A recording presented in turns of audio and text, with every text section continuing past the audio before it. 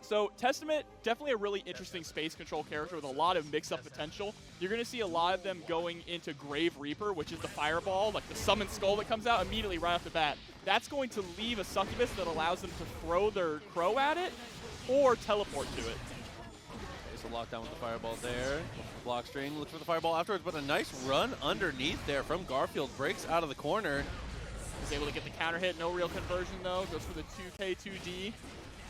And they'll teleport through, and they're just going to be trading out Reapers here. As actually the Crow is able to throw it out and get the interrupt on the attempt at the fireball game. Yeah, and if the Crow, oh wow, burst to maintain the corner there. I was going to say, if the Crow actually hits, what it does is it applies Stain State, and that Stain State makes the next hit trigger an additional hit afterwards to keep the pressure going or extend on combos.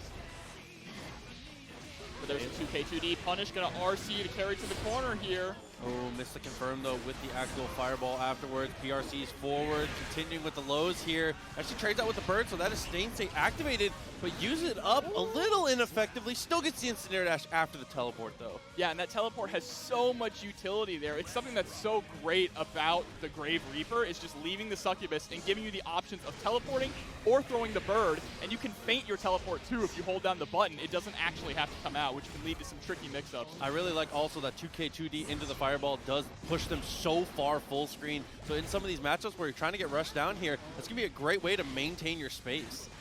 All right, there's a great throw into the corner. Goes for the meaty fireball there with the Grave Reaper. Ooh, and then breaks through the wall there. Very nice execution on that one. He's able to get the positive bonus rolling. Garfield PRCs and continues to press forward here, but still down around. Needs to be careful about how they approach the kind of the end half of this match. Oh, tries to throw out their invincible super there, but just a little too far away to actually catch Icebound.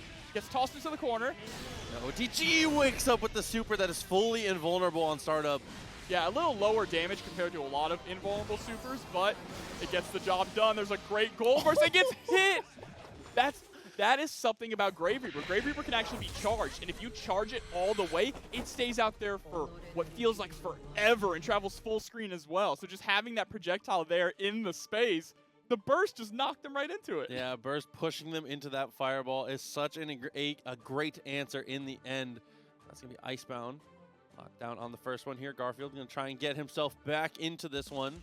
I didn't even think about that, but throwing out Grave Reaper and then bursting afterwards, it's actually a really tough spot. Yeah, it's actually a really interesting situation, especially if you get a gold burst, right? Yeah, it seems like one of those kind of miracle situations that you're not going to see often, but like when it does.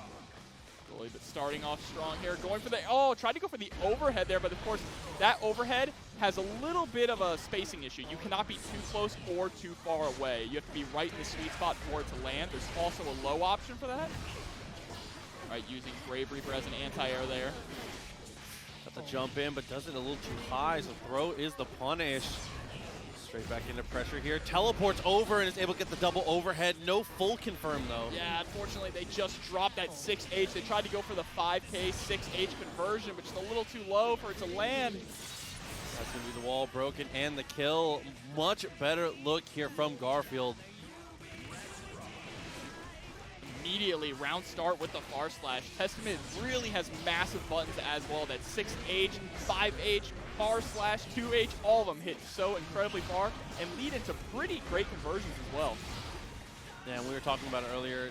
Their mid-range buttons are pretty incredible. Slash and heavy slash at that far range, being so dominant in the neutral. So in these in this mirror match, looks like both of them are kind of just avoiding playing those close-range footsies, not trying to get whiff punished too hard.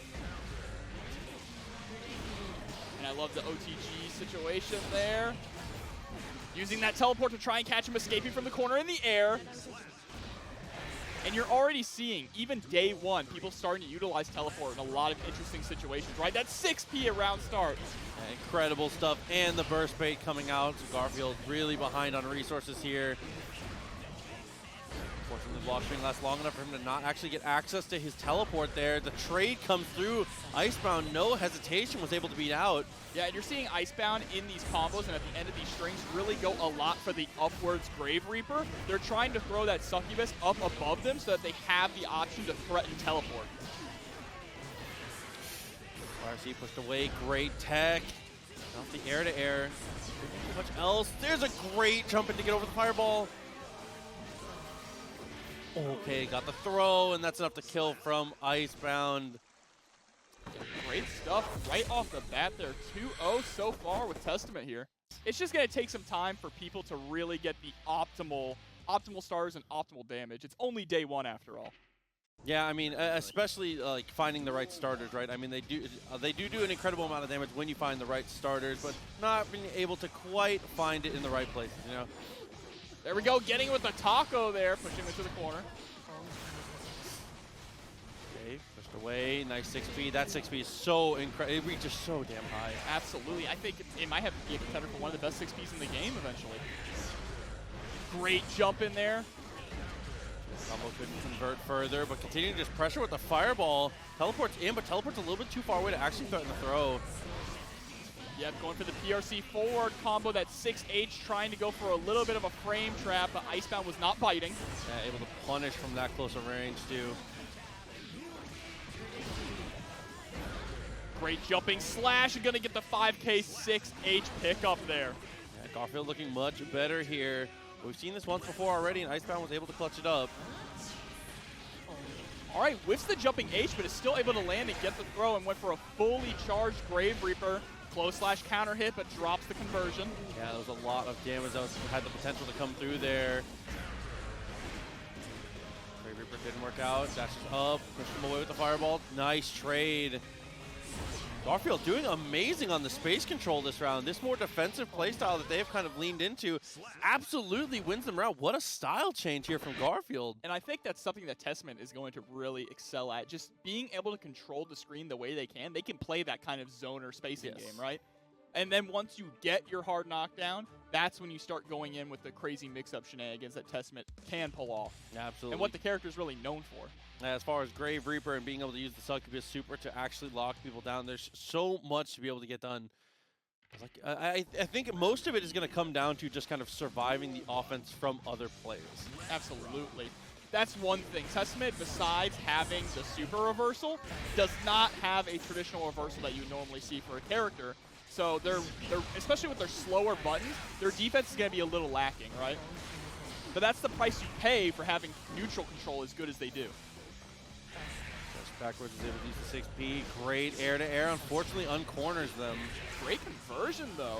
Tries to catch him with the crow there. The Unholy Diver just a little too far away. And what a teleport there to punish the Grave Reaper, but a burst to maintain the corner. Yeah, was trying to charge it there. PRC goes across. Nice pressure here. Okay, push him full screen. Oh, it's able to connect actually with the RC, but missed the opportunity there. Oh, backdashes the low attempt as well and catches the teleport with the close slash. Yeah, trying to be very greedy on teleporting out of the corner there. Absolutely punishable when you're able to chase him down. Yep, Icebound is now on set point. Gets a nice 6P right off the bat. Close slash conversion. Isn't able to actually get the loop. Missed out on the full damage there. Try to go for Grave Reaper, but yeah, dashes into that that dead zone. If you know that's coming, holding the dash macro is a perfect answer. Oh, nope, this is not going to hit. The Succubuses are going to move too forward. There's the punish. Ooh, try to jump out to get away from the Grave Reaper, but it was the upward version. Throw into the back into the mid screen actually. Gets the teleport into the 6P and the run up close slash as well. Garfield staying alive here. Round a piece, almost has burst here. Icebound gonna get it back sooner than later. All right, nice little conversion there. I love setting that up for the teleport afterwards. Just a little too far away for the Unholy Diver to land. Ooh, aerial Grave Reaper actually doing a pretty decent job there, threatening at the 45. To stop Icebound from wanting to approach here. Love that little teleport. That's another thing about controlling space here with Testament. They have an air fireball. There aren't too many characters in the game that can actually say that. I love that reversal. So smart when you see the fireball, knowing that they're going to want to try and cash out on their own pressure. Going for the chase, but whipping the throw. 2K2D into the OTG Grave Reaper. This time goes meaty. Is able to get the Stain State activated, and there is the follow-up coming through. And that is one of the greatest strengths of that Stain State. Zero committal follow-up. Yeah, I mean, the other direction, too. If Ino's able to find that one instant overhead, that one knockdown, her Vortex, some of the best in the game, if not the, like, she might have the best pressure in the game. Yeah, absolutely. That's undeniable, really. But really what it comes down to is how is Ino going to deal with the DPs from Soul? We're already seeing right off the bat just DPs all over the place. Great goal burst there now. Both players even in resources. Just to clear something up for the stream, because I do see you guys talking about it in the chat, the actual bounty of money, as we said before, is only for top 8 when it comes to winning on stream as Testament. So, not in top 8. We would love to see you play Testament. You're more than welcome to, but the bounty is only for top 8 matches.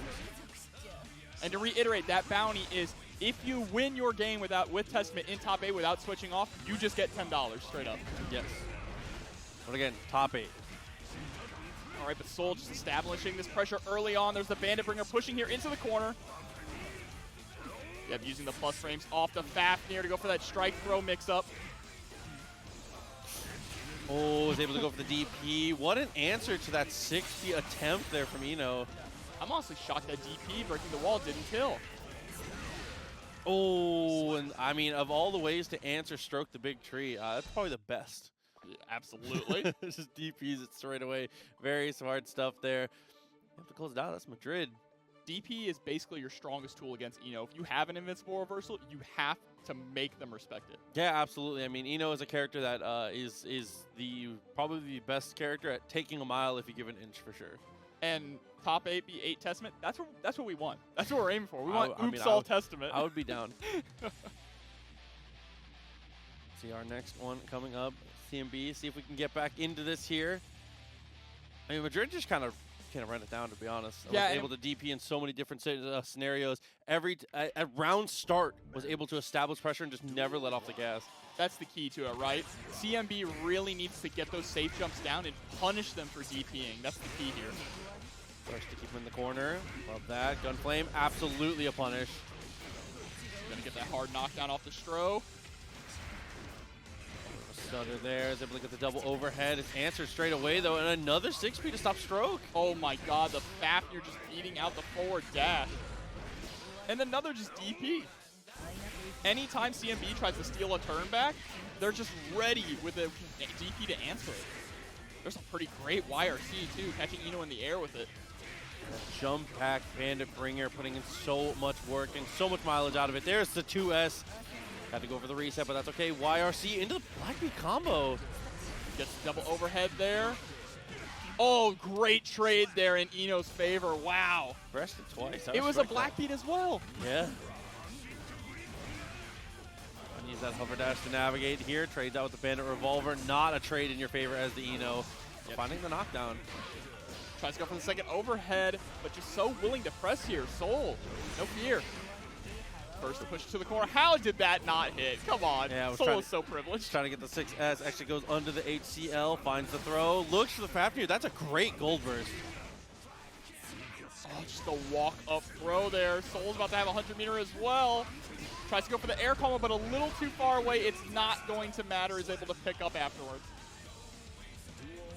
Taking back control here. Trying to make this 2-0. There's the 6B from Ino. No follow-up with the far slash. Able to connect, and there's that the 5K, man. Yep. Cannot stagger your pressure too much. Anything that Ino does after getting blocked in the air, Soul can just press 5K afterwards, and it's free. There came out, YRC in response. Able to go for the BRC, had the time to react. They were able to almost pick that up fully, too. Get to with the throw, though. But they dropped the combo, went for the jump, realized they didn't have it, landed, and still got another 5K because of the BRC slowdown. I mean, that is one of the greatest strengths of not only BRC, but just of Soul, as we always talk about it, is that 5K is in. I mean, that's in the conversation for one of the best normals in the game in terms of functionality and just overall use. It is just, it can be reasonably used as a reversal in some options. It's a great anti-air, extends combos in a beautiful way, picks up, that was damn near OTG on the second 5K there. And 3 frames, baby, that is the most important part. It's like the old Balrog stuff, it's 2.5. Only 2 characters in this game have a 3-frame normal. That's Soul and Chip. And Chip makes sense. Soul, nah, I mean, and it's a god tier button for sure too. Go for the 6H very early on. Didn't get a punish and blocks the burst. What a read there. Get those plus frames after that. Fafnir, there it is. The 3-frame 5K anti-airing, but it does have a long whip recovery that's going to force the burst. Throw continues to press in the corner. Close slash. That's a black beat off of a close slash, actually. Bro. I don't know that I've seen that before. Bro. Soul bad guy, baby. We're just all living in his world, right? Dashed up, went for the throw. Very nice tech. The back hitbox of Bandit Bringer. And Bandit Revolver, no punish. I really actually love how he's consistently jumping back into Bandit Bringer to avoid any of Eno's approach, especially to counteract Stroke the Big Tree in neutral, right? It is actually working out really well for them. Very good trade there. Try to go for Vortex, delays and gets the wild throw. Oh man, that is such a good answer. Try to go for the far slash that time. Thought he taught him to not go for it. Able to get the overhead, but no conversion. Stroke the Big Tree is going to counter hit though, pushed into the corner. Oh no, they tried to go for some BRC shenanigans when he was already standing. They could have just went for a low. All right, I actually like this one a lot. This is a great costume. Okay, hold on. So this is actually going to be interesting to see how Testament can deal with Soul's pressure. We were just talking about how Testament doesn't really have a lot of great up close abilities to get characters off of them, and Soul's the king of just going gorilla mode on you, right? And reacting to that teleport with the 5K, very smart stuff there from Green Duck. Able to get the Vortex follow-up on this combo straight into the super. Cuts it a little early. Wow, Testament actually has a decent amount of health, I'm noticing. Yeah, they kind of took that one like a champ, to be honest with you. And that's a great timing here, so here comes the meaty. Yeah, and this is a guaranteed mix-up here. Goes for the fast dust to get the wall break as well. So after spending that meter, gets the wall break, is just going to build it right back. A really smart decision. But Green Duck taking the first round there. Yeah, Bandit Revolver, also a very smart decision there. Able to break away straight in the neutral. Yeah, we're seeing Young LZ be a little bit more patient, does not want to contest at round start. I mean, I think that Testament, as the game evolves, is going to turn into a pretty lame character here. And I think that the Young LZ has the right idea for sure. Play that mid-range, just try and fight at the tip of the scythe. No reason to overextend. You can make people overextend themselves. Like Green Duck already going for the Vortex. There's the teleport and trying to establish a little bit of pressure there. Catching the backdash with the 2H. That 2H is not a true block string and does not truly combo into anything from far slash, or I mean from close slash. So you really have to try and fish out for counter hits and backdashes with it. Good amount of damage comes through with the wild throw. Okay, and nice backdash. So far, Young LZ is playing the style of Testament that I would say is the closest to what I personally think is correct. I really like this type of spacing that they're trying to play. Yeah, I think they really fall into kind of like that Kai Ramlethal kind of play style, right? Absolutely going to be a definitely functionally Ram is I think an okay comparison for sure. Like that, being able to do so much damage there to the wrist gauge and just being able to space out with that normal so strong. Yep, there's the 2S counter hit forcing the burst out of Green Duck, but Green Duck pushing the pressure here into the corner, and there's the counter hit off the throw. Okay. Trying to use that 5K to poke here. Throw, BRC forward, very nice. Ooh, it ends the combo to push them full screen, but there's the immediate run up from Green Duck. Nice backdash there into the 5H. A clash with the 6P. Rare to see Soul not become like the world champion off a clash. He's the king of those. And that 6P there from Testament, easily one of their strongest buttons. Are they going to go? Yeah, they're absolutely going to go over, and there's the punish as well. Soul with 50 bar in the corner. Throw. Charge D, it's not close enough. Yeah, they unfortunately just did it a little bit too early, but Green Duck is going to take the first round here, or the first game, I should say, over Young LZ. Yeah, kind of a grind. A very long one, but I think that is going to be the name of the game as Testament gets more developed. Like we said, definitely a slower type of play style. I just appreciate characters where it's like, I like characters that have the ability to slow the game down and then take their shot on their own terms. I think another great modern fighting game example is like Athena from KOF is a zoner that when you are willing to dump the meter, you can absolutely go bonkers on the mix-up game. That is definitely the Testament vibe. I appreciate that Testament can play kind of a zoning game without dying in 2 hits. Yeah, that's very true too. I mean, they took a Soul super, kind of like a champ. Yeah. Still had enough health left, which is insane, but right now they're getting locked down and blocking like a champ here into the corner, using that 5K to try and poke out. Wonderful backdash there. Yeah, just blocking the backdash, so smart, but the wrist gauge is so cranked up now. Amazing 6P to answer that. Yep, and the Stain State is activated now. Looks like it goes away once Testament gets hit. So it looks like that or the timer was just very convenient. There's the OTG6H though. Nice conversion from Green Duck. Absolutely, and again, I think we're going to see Young LZ. Yeah, back up, does not want to contest that round start. There's a clean throw, though, already putting Soul into the corner. Up for the jump in. Okay, he was able to get the dash up, pushed him so far away. Oh, trying to fish out with that far slash there, but the jump in. Good amount of damage, 50 meter, gets the throw. Green Duck is going to continue to apply this pressure, but there's a wake-up throw of Young LZ's. Shouts to Bowie coming through, by the way. 2 years, 24 months. I think Bowie's like the second or third person to be a 2-year sub, man. The oldest person here. We appreciate you, bud. Oh my god, what a counter hit 2D. Yeah, Young LZ absolutely had to burst off of that. He got the knockdown, fully charged on the fireball, and is able to find the throw. PRC forward. Gets the wall break as well. And the second hit there, you get the first hit as the scythe comes out, and then when the skull actually appears off the Grave Reaper, that's a second hit up close. Yes. 5K round start, I do like the idea. Oh, and just trying to play these footsies here. Brave of Green Duck, but I like that if Green Duck is willing to play these footsies with Testament, he's picking 6P a lot. I think that's a really good choice. Absolutely. There's a nice strike throw game as well. Unfortunately, whiffs their close slash and gets tossed into the corner, but a 6P there up against Testament. Ooh, ballsy stuff again from Green Duck. Green Duck has great ideas, man. That is the kind of player they are. They're not afraid to just try something on the fly that, you know, they've never tested. Easy jump over, hold up forward. No, it's gonna block. You absolutely can up forward that. Trying to go for the Gunflame. 2S into Gunflame here. Run up 6P working out, but the burst. Yeah, very delayed burst there. Is able to get the 6P anti-air. Fireball coming through. Nice block. All right, great throw tech too off the backdash, recognizing the situation that Green Duck wants to run deep in. Oh, pushed away again. Nice tech.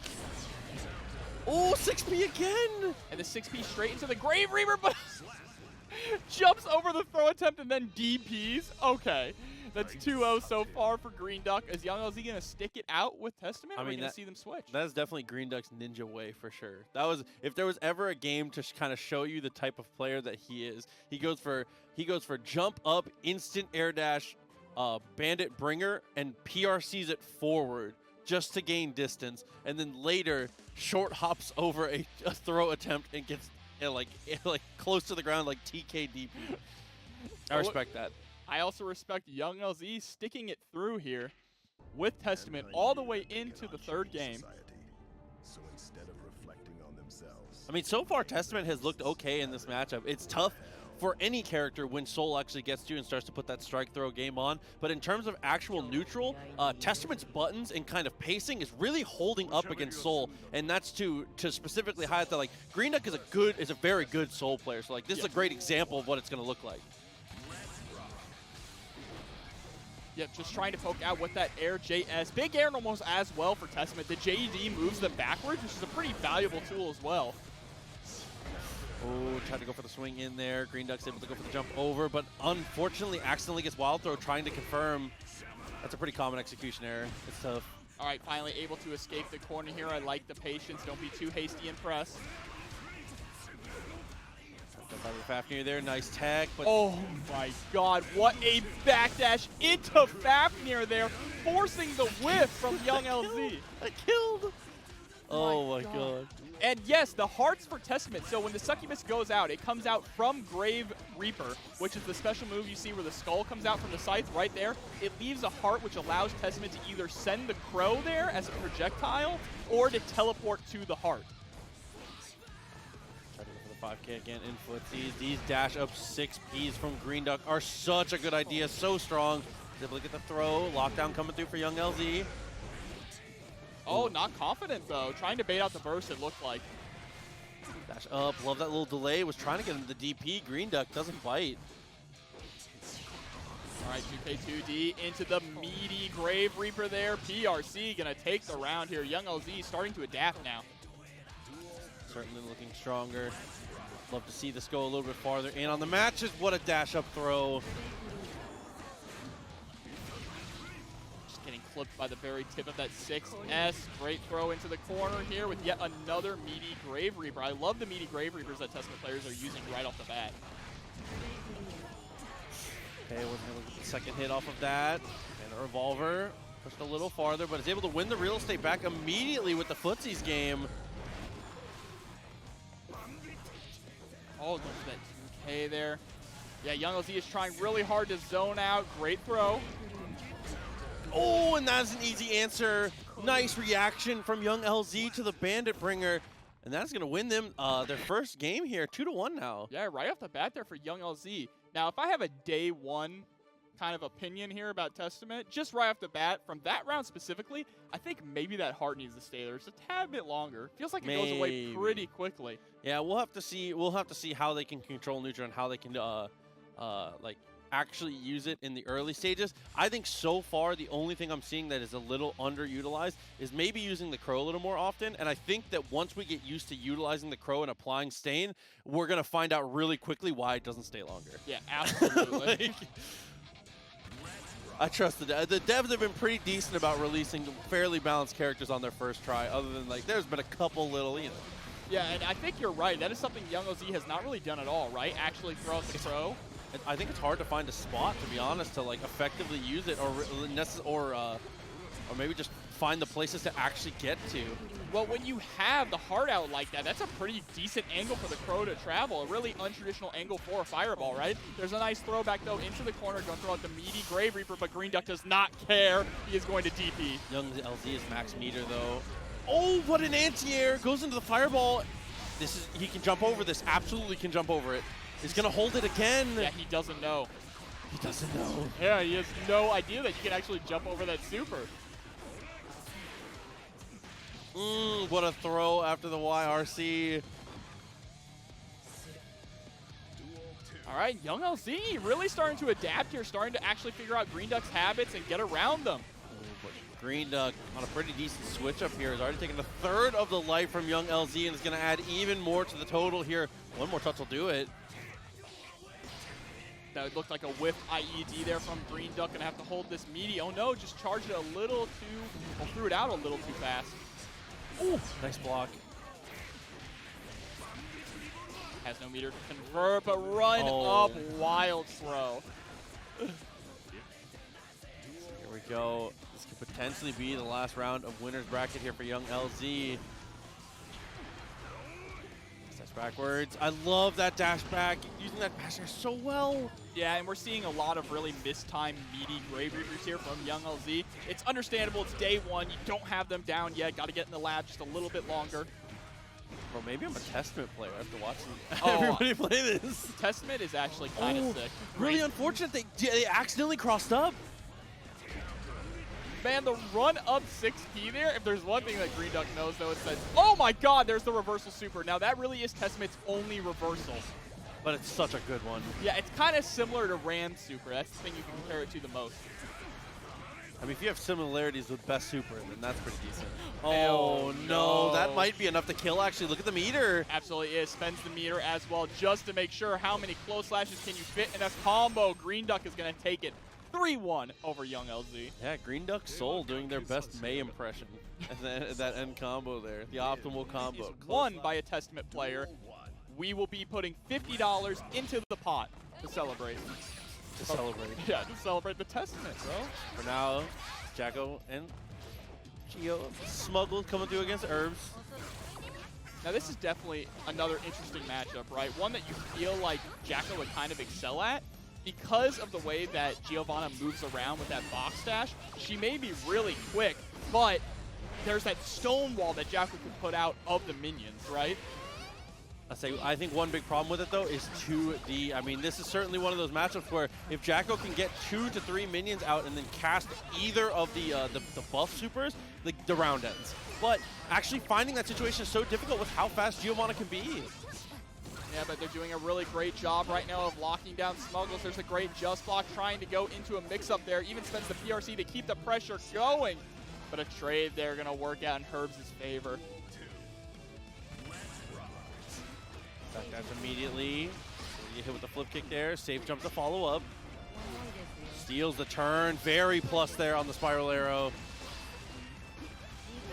tries to go for the fast dust there with the RC as well. This round is looking all Smuggles here with the wall break is going to get the positive bonus. That RC into nothing was so smart. They made it look so much more difficult to top block than it was. Gets the knockdown here and is able to find the throw. More mix-up situations with the minions, but such a well-informed YRC from Smuggles.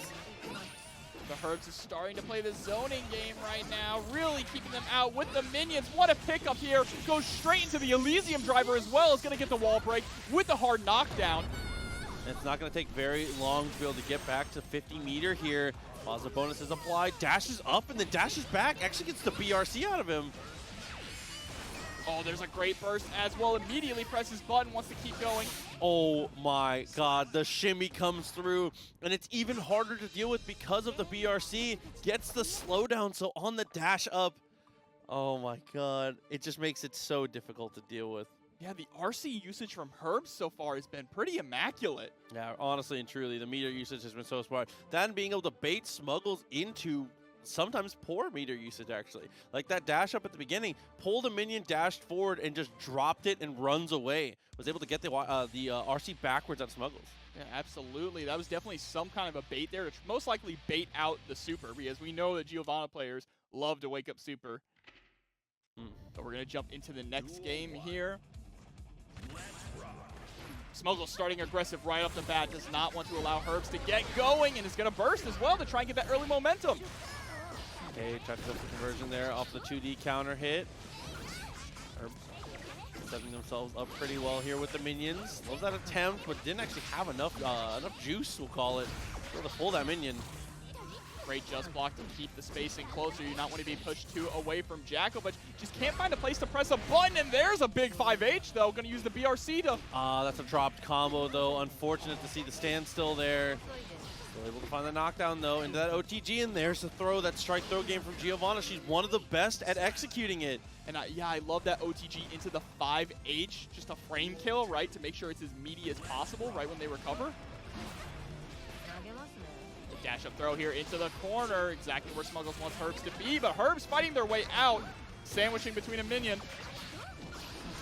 That sandwich is just the worst place you could be. Good just block there on the cross up. Doesn't actually get much off the counter hit there, but does get a minion pull, which sometimes is enough. This all is snowballing off of one minion pull. A great throw on that BRC attempt as well, and Smuggles is just stuck between a rock and a hard place right now. Oh, and is able to react there to the far slash, able to just mash that 5P. It's that RC usage. That RC usage is so strong for Herbz. They really are putting them out into perfect situations and responding as well to the slowdown.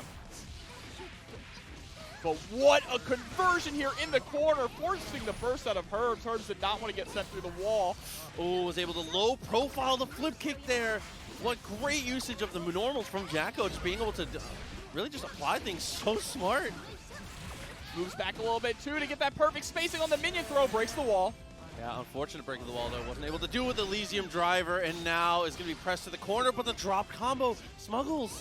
Yeah, a little bit of a scrambly situation here. Smuggles keeps going for those dash overs, but getting nothing out of them, and now Herbz is starting to take the momentum back. Oh, and that 5D with the attack command behind it. Herbz taking 2 in a row now, and what I would say, this seems like a very tough matchup for Jakc-O. I mean, it's the same as always. If it's a very similar story. When Jakc-O gets rolling, she can hang with anyone.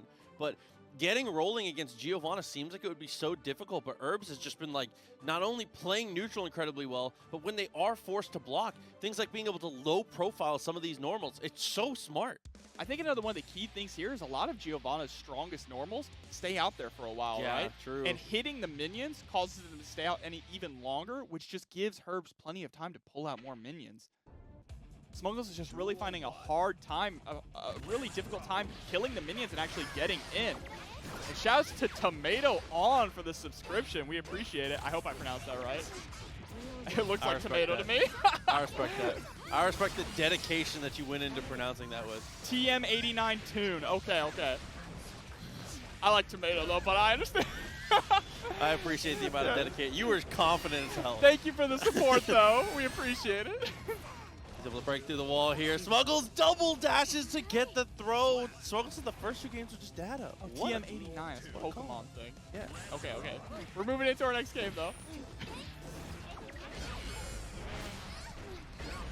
Okay, gets the counter hit with the roundhouse as well. Is going to get a conversion into the corner. Oh, there's that punish throw, though.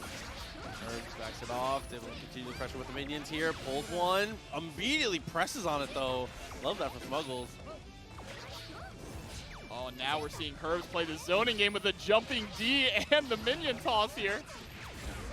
I mean, this is the winning strategy for sure, I think, for Jakc-O in these situations. Once you get that lockdown, you're able to spend all of your meter just being aggressive. But until then, just stay away from Giovanna. No reason to press the advantage. Oh, getting with that 2S, but forcing the burst out of Herbz. Wow, that actually whipped right over Giovanna's head. Sometimes you forget how small Giovanna is. Oh, love that spacing again. Dude, it's just been so many of these... playing Jakc-O like a grappler, just finding so many throws, and then a lot of these hits are coming off of little shimmies, off of the threat of another throw. Absolutely. Wow, actually threw out the guard command there to bait out the DP from Smuggles. And Herbz, really strong Jakc-O player, showing off a really strong understanding of neutral and how to structure pressure with this character. PRC's forward, love the idea, pulled the minions, able to escape pretty cleanly. Even using JD to push minions closer, because at that angle, either Gio has to block it or the minion gets pushed in. Yeah, and you're seeing Smuggles just looks kind of lost, is able to actually finally get a DP into a nice conversion here. Spinning dog kick is going to get the hard knockdown as well as the positive bonus. Yeah, safe jump coming through is going to have 50 meter almost immediately available. Got the cross up. Good throw tech there from Smuggles. Gonna have PRC. So smart there. And that's another one of the scenarios. I feel like a broken record when I say it, but I would rather see Herbz burst there than not. It's always preferable to just spend it, make your opponent prove it. I mean, they could have just been mashing it completely and gotten open up for it, right? Absolutely, especially when you have that lead, right? You have the lead and you have the meter building up with the positive bonus. There's no reason not to go for it. 100% I'm staying dusty. Come on. I respect it. Yo, got my 6. Stay dusty. I mean, that's honestly the best thing you can do. If you're not having fun playing the game, then why are you playing the game? Absolutely. Just play games you enjoy. I didn't mean to go too deep, but... Play games you enjoy. Yeah. That's it. It's not that deep. Yeah. Man, Listen, you can take it as deep as you want. Here we go. 2-1. Herbz. Again, it's so good at the low profiles. Yeah, if you have a character that can actually low... Oh, no! Bursting all the way up in Canada there. And there's a counter hit 5H as well. Gonna go straight through the wall. The spinning dog kick should not be enough to kill. Oh, never mind. Her wall stick animation is so goofy. Her and Happy Chaos have the best one. Yeah, they're pretty good. Yeah, so it was a quick first round there from Smuggles. Was able to just blow everything up off of one advantage. Is going to look to try and do it again here off the throw. I love that, going more into that strike throw game there. They haven't really established too much of that yet. Jakc-O just running away to drop the minion. What a conversion there off the trade. Thanks to the slowdown from the BRC, and they're going to get a wall break as well. RL doesn't actually kill, though. Smuggles with the 2D. 2-2. This was 2 incredibly quick turnarounds of games. I mean, Smuggles, it was a grind in the first 2 for Herbz to actually take them down. I think a lot of it is just Smuggles has found, like, he's kind of just found the gaps. I mean, this is how the matchup on paper seems like it should go. Smuggles should be able to find those hits, be able to actually close the gap. And when the pressure's on, Jakc-O doesn't have anything, if you're structuring your pressure like correctly, to actually break out of these situations. Yeah, I mean, first 2 games are just data, right? Smuggles had to get used to and try and figure out how to break the wall that Herbz is putting up. It seemed pretty ironclad at first, but slowly and slowly they've been chipping away and finding out those weaknesses. And it's really been, the key has really been the conversions they've been making off these stray hits that are leading into so much damage, not allowing Herbz to get the chance to even set up that wall yet again. Duel 1.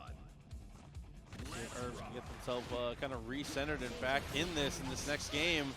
Immediately starting to run that mix-up game with Giovanna. I like the idea to try and dash underneath the minion to catch Jakc-O, just not working out too well. 2D tried to answer with a 2D of their own. What a stagger, so smart. And the minions beating out the drill there from Giovanna. Had to PRC there because the minion actually disappeared, so wasn't able to apply the pressure they were looking to. PRC forward. Unfortunately drops the BRC combo afterwards there. So sad, but it's going to drop the minion. That time the dash under actually works. Smuggles has the right idea, and this time it's paying off, but a 2D from Jakc-O forcing the burst. She's on again. Oh, 5D, no conversion. Didn't have a minion, didn't have meter. All right, now trying to play this keep away game here, just dropping the minions in the air. Goes for the explosion command. I respect that. Yeah, a little ballsy there. Oh, that shimmy is not working anymore. Smuggles has adapted. There he is, my boy, Minion 3. I've missed him. That's your favorite one? That's my favorite one. Immediately, she unfortunately takes the hit. Got the air throw. God. And Herbz is turned, I mean, excuse me, Smuggles has turned it around and is sitting on set point now. This is looking like we might be seeing a reverse 3-0 unless Herbz can really turn this up. I mean, leaning back into this jump D situation a little more. Sweep, go back to the same side. What blocks from Smuggles? Yeah. Waits out 2 whole minions. Relentless pressure here, tries to get the 2D whiff punish. She's going to catch the backdash attempt though. I mean, backdashing out of pressure was one of the reasons Jakc-O was doing so well in some of these situations. So now, with that option kind of covered more often from Smuggles, it's getting tougher for Jakc-O to escape the pressure, but that is a blocked gold burst and potentially the round here. Absolutely, we're at our first Game 5 final round here of the night. And Smuggles starting off with a very confident 5H, but they can get thrown to the corner here. Again, sandwich, but doesn't care. Throws out a 5H, gets the counter hit, but drops the combo purposefully to get the throw back into the corner. Yeah, OTG missed the safe jump, though. 50 meter. Oh, what a whiff punish. Not too much afterwards, but it doesn't matter. Just one more touch will do it. Oh, the staggered pressure here, just a little too high on the air hit, but they have consistently landed that staggered roundhouse kick for the counter hit throughout the entire set, and it's going to win them the game there. Against Faust. Now, this is kind of a suffering matchup here for Faust. Our boy's going to try really hard here, Lurry. Going to want to play that spacing game. Counter hit 2H is a great way to start. Just have to get out all of those items. Yeah, Faust playing into this matchup can be so difficult. Obviously, a character that kind of can fall victim to being a little overpressured sometimes. Yeah, he doesn't have a lot of really great close-up buttons. That's kind of like a really similar theme for a lot of characters in Guilty Gear Strive who have great far-away normals. They lack really strong up-close buttons, and he's also a really big body too, which makes hitting him and converting into combos all that much easier. Yeah, being a huge target in a game that has buttons like Souls 5K can be so difficult. He's going to burst, actually. Going to try and spend it all to win this round out. But there's the answer. Yes. Punish. 6P no punish on that drill. Oh, what a TP to break out of that. Dude, Mike. Yo, TM89, thank you so much for the gift sub. We appreciate the support. Yeah, oh my god. You, I looked away for 1 second and Lurry's health bar just vanished. Revolver OTG'd into the gunflame. BRC gets the wall stick and is going to go Fafnir instead of looking for the mix-up here. One more touch to go. Patience here from Mike. Knows he only needs one more touch left. Isn't going to be too greedy. Oh, the trade there with the 5P. Oh, and yeah, unafraid to push that far slash. I mean, he has burst. He has plenty of life. Faust is not a high damage character on random touches. No reason not to press that. I really like that from Mike. And I said it last week. Mike is playing his best when he is like loose and willing to take risks. When Mike is the best way, the only time we ever see people beat Mike is when they put him into a situation where he starts being like overly conservative. When Mike is feeling loose and is willing to press buttons, he's near unstoppable. And I really like that you mentioned that because I actually feel like that's the way Soul's meant to be played. I agree. If you pick Soul and you're not willing to just swing, you pick the wrong character. There's a reason why people joke that he's been a gorilla forever. That's his design. He's made to just, he's going to destroy you when he touches you. So the risk reward is so skewed in his favor. Why wouldn't you just swing? I definitely agree. But has to wade through these items here. Gets 2 hammers in a row. Pretty good RNG here for Lurry. You got to remember that Faust items are random when they come out.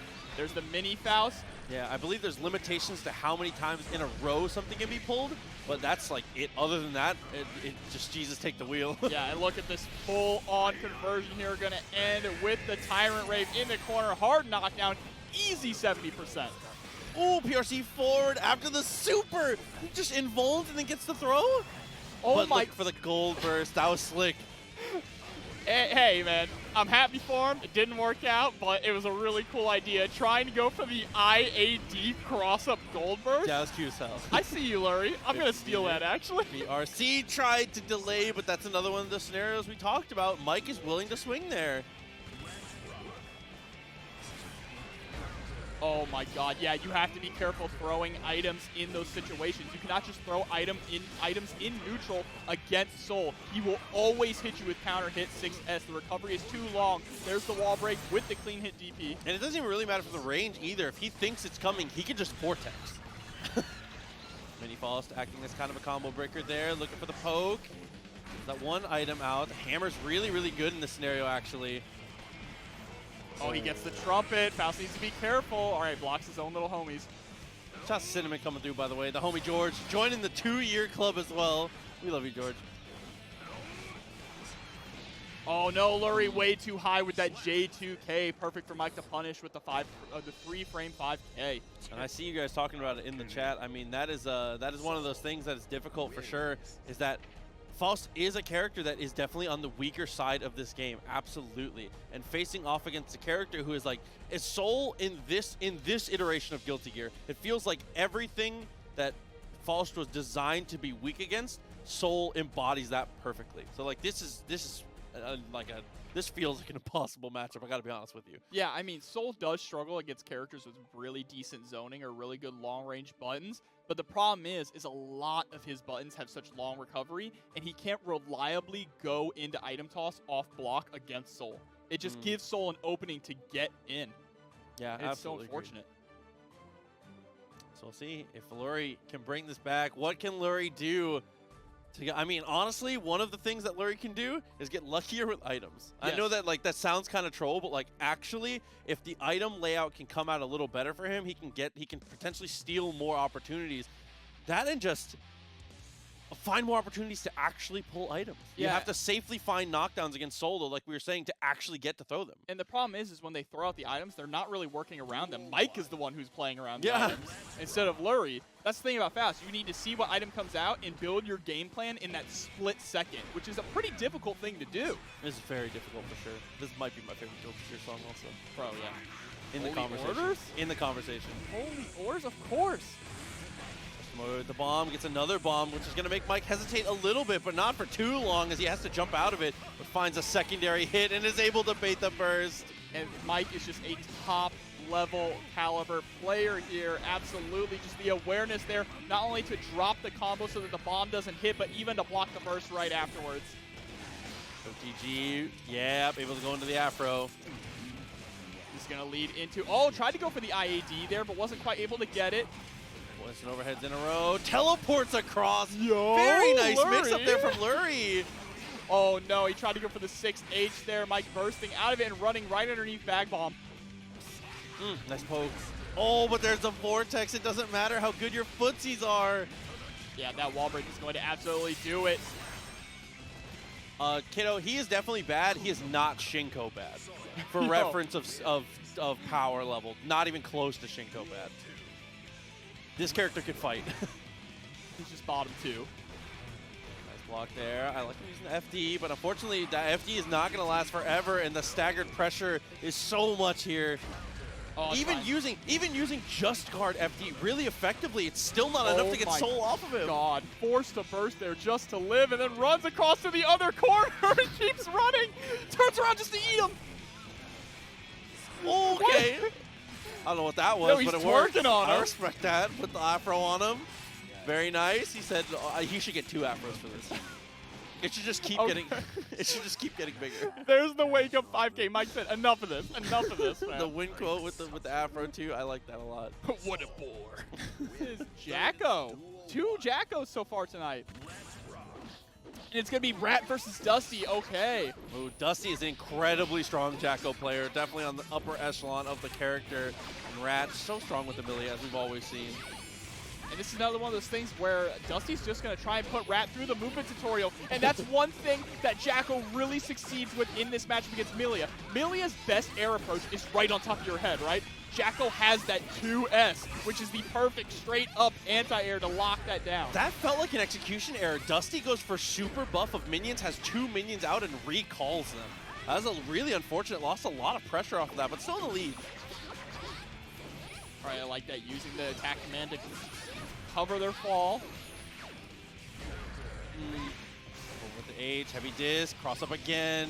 Yeah, put into the blender here. Wow, what a mix-up was that. Drop the combo on purpose to go for the IAD cross-up. So often we see that from Rat. Rat goes for more like dropped combo resets than any other Millia that you see. Most Millias will lean into that set play off of the knockdowns here, but Rat just like kind of custom combos it. Yo, does Rat play Skullgirls? that's the vibe though.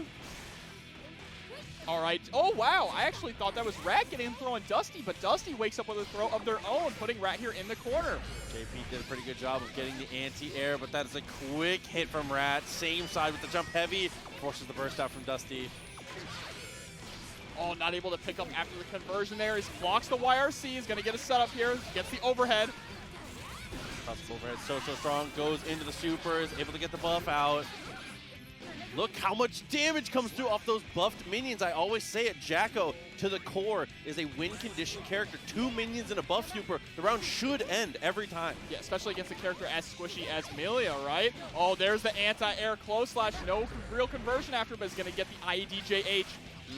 Mix up again. See how we end it. Goes for Capel instead of Bad Moon. I love that. Getting greedy. Oh, I love the IED over into the low. And a cross through 2, but Dusty's ready for it with the counter hit 2S as well. 2S so good with the 2D. Continues the pressure with the minions out. Dusty, unfortunately, loses out in that situation, but has a YRC on deck to be able to kind of restabilize. Oh, I love it. Just jumping back and shooting out fireballs here along with the attack command. Blocks the super. Doesn't have enough meter ammo to actually kill off of that. That was a very weird situation to go for a burst there. What a read from Dusty. Now gonna have to spend their own here pretty soon. 6B comes out. Lushaker for a lot of pressure, but there's the throw to get the kill.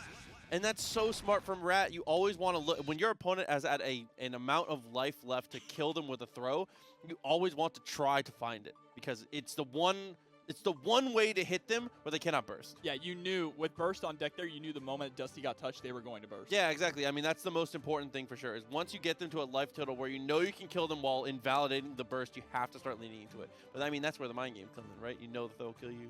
Yeah, absolutely. I mean, sometimes people like to play Millia like a grappler, so it makes a lot of sense too. That's true. She's the fastest grappler. She needs to stop. Bro, she's a KOF grappler. I don't like it. Duel 1. All right, Rat ahead in the set here. Dusty, couple backdashes in a row. 2 backdashes are not enough to escape the double air dashes of Dusty, though. Whoa, Rat putting themselves in the corner, and I don't even think they were expecting that. You saw them just kind of stand there confused for a second. They're like, hold on. On the attack command, continuing to press these minions out. 6P breaks all of them and is able to open it up. Oh, is able to pick up with the close slash as well. Goes for the mix-up here in the corner. The low is blocked. Gets the overhead this time. Okay, that S-Disc doesn't get much. Low profile is the 5K. How many characters do you see actually be able to low profile 5K from Millia? And look at this chip damage. Takes all of the meter. Oh my god, it's just still going. And look at that risk gauge as well. Millia's in danger here. Good jumps over. Lushaker comes through. I've seen this movie before, and this time it ends with an anti-air from Rat. Feels like right corner Lushaker is like the prelude to the end every round. Oh, I love that, using Millia's air mobility to double air dash there to get the overhead into the knockdown. Another overhead straight into Lushaker, but a wake-up gold burst here from Dusty. Has all the meter they need to work with now. Very good. 6P is such a good answer from Millia, though. Jump in, block strings into this. RC's forward, has to get a couple minions set up and established before you want to go into that super. Instead of going for the super, though, it's going to be PRC. Loses control of the turn, though. Yeah, Rat was able to weather the storm there. Tries to go for a gold burst of their own, but nothing hits. I love that contest there after the Lushaker, knowing that there's not much else to do. And the hit stop from hitting the minion, like you said, makes that 6-piece stay out for too long. He gets whiff punished. All right, the deep run in, tries to go for that counter hit close slash. Rat is not biting. Wow, I love the idea to try and throw out the guard command yet again. Dusty really trying to go for it. It's just no one's biting. Good little backdash. Watch the close slash. 2S has been a money button so far. Oh, using the double overhead, the counter hit, allowing both hits to connect. 3D not going to connect. Able to get the chip. Okay, Dusty staying alive in this one. Wow, Dusty immediately running in forward with that. no fear. That's kind of wild there for a Jakc-O player. He's going to get put into the corner, though, and the wall break as well with the dust. That's a positive bonus racked up after the shatter here. Goes for the 5K. Good conversion afterwards, and is now throwing minions at that range to specifically avoid the 6P from Millia, and that's 50 meter burn. Yeah, and the minion actually stuffs Millia's super there as well. Oh man, a YRC from way downtown there. It's definitely gonna whiff and get punished. S didn't actually get the damage off it. Lushaker in the right corner. The prelude to the end, I'm telling you. Counter hit JS has kind of been the thing here for Rat when they have Dusty in the corner. It's been working out so much, that's why you see them keep going for it there. Oh, pulled a minion, and Haircar beats the minion. It beats Jakc-O. I'm surprised she just didn't keep driving. That's crazy. Said I'm out of here. Yo, Haircar is actually really good, especially if you have meter. It leads straight to a high-low mix-up on block if RC is spent. Yeah, I mean, being able to PRC or BRC it in those situations, especially with the slowdown, you get pretty incredible situations that are, I don't know, they're just kind of too difficult to deal with in a lot of scenarios, to be honest. That's just Millia. She's too difficult to deal with, bro. My brain doesn't have enough grooves to block Millia's That's mix-up. completely fair. I mean, I don't even know if the amount of grooves in your brain decides you blocking Millia. Yeah, in certain scenarios, you're just rolling dice, like, it's honestly instinct. and truly. Like, you definitely block with your heart for sure. All right, there's the early burst from Dusty trying to escape the corner. Gonna run up with the 5K 2D. And I really like that Rat is starting to adjust by 6P'ing the minion cost. That's a great answer. You do not want to allow Jakc-O to actually get those minions on top of you and going. Oh, that did not look like it was going to cross back up. Really tough mix-up there from Rat. And then no mix-up afterwards with the heavy disc. Yeah, I think Dusty has been hit by that double overhead cross-up pretty much every single time so far this set. It's just so hard to react. Block there, is able to get the hit, couldn't get the full conversion. You know, and shouts to Urikov, the Millia man himself, for the bits. We appreciate it. Missy in these tournaments, bro. See you've been thriving, though, in all these offline stuff. Good to see you, man. All right, and Dusty's going to take that round there. Okay, I like that Dusty just commits to these long-range normals. I appreciate that he's just willing to swing it in footsie. Oh, he's going to go air-to-air contesting there with Millia. Oh, what a counter here. He's able to get the 2D also into the kick. Look at all these minions coming out. Yeah, amazing amount of damage there. Tried to go for the, okay, I like these preemptive anti-airs too, but tried to go for the guard stance. Just going to run up and throw. And there's that 2S coming out so well. Dusty has really been on point with those 2Ss. Every single one they've attempted has actually landed into a pretty nice conversion as well. Oh, and I love triple attack command. Wants to burn all of their meter just to make sure Rat stays locked down. And that's finally one on the board there for Dusty, making some pretty great adjustments there. Hey, Urikov, I appreciate that you've been out here working, man, but yeah, I mean, do things at your own pace. You know, you gotta do what's most important. Work is certainly more important than online tournaments. We love you though, and we eagerly anticipate the return. Hey, nothing ain't more important than Guilty Gear Strive, all right? Hey, listen, man, making money kind of is a little, you know. Yeah, I gotta make that money, right? Make that money so I can afford a house to play Strive. Yeah, exactly. I need internet to play Guilty Gear. Come on, bro. Him out. Yeah. Guard command with minion in hand has been a really common situation from Dusty. It hasn't landed, though. Yeah, I know, but they have a very particular idea in mind. They're really trying to aim for it, but like we said, Rat's just not fighting. And Rat going for what a mix-up there. I had no clue what side that was going to land on. It lands on the same side, and it was a counter hit as well. It's going to break the wall here, get that positive bonus. Not looking too great for Dusty right now. ERC forward 2D, pulls the minion, tried to push it to push the advantage here. Rat finds another knockdown. There's the 6B on the minion toss. Still huge advantage here to Rat, but Dusty more than in this with 2 minions established and is able to get the JP to push him away. Bro, I almost audibly gasped. Oh, Again! So many times Dusty is just trying to do all this cool stuff from full screen, and she just revs the engine. I think we found the answer there for just full screen minions. It's bro, just hair Carlo. All right, an early burst from Rat. We haven't seen one of those so far. Usually it's Dusty on the early burst here. Yep, and there's the burst from Dusty immediately after getting hit in the corner. Jump over, juggled all the way to the opposite side, but Rat uses the Compel to great effect to escape. Close slash, wire seed out, Blue Beat. Yeah, Blue Beat straight into the mix-up, goes for the overhead one that time. Ooh! Gets the cross up here, but misses the kick afterwards. That throw. Okay, and is able to connect for the second time with that really delayed heavy disc situation. And Rat, one more touch will do it. Goes for the opposite side mix-up, so delayed on it as well. Really just fell for what felt like forever, and if Testament wins the entire tournament, there will be $50 added to the prize pool. So now it's going to be MFCR versus HereticMAGICMAN. This is like a top 8 match. Oh my god, okay. And hereticMAGICMAN really been feeling the Baiken recently. Yeah, we've seen Eno swapped for certain matchups here, and I do think they are decent for covering each other's matchups here, but MFCR, we know and love, a super strong Central Florida Leo player doing so well online and offline, and there's an amazing DP to answer that is not real. 2S into the follow-up does not actually combo there from Baiken. The thing about MFCR is that they play Leo like an animal, all right? And I mean that in the best possible way. Yeah, they do such a good job there. Go nice on the 6P. MFCR staying aggressive. And being able to hold on to the burst in that round too is so important. And with the whiff punish.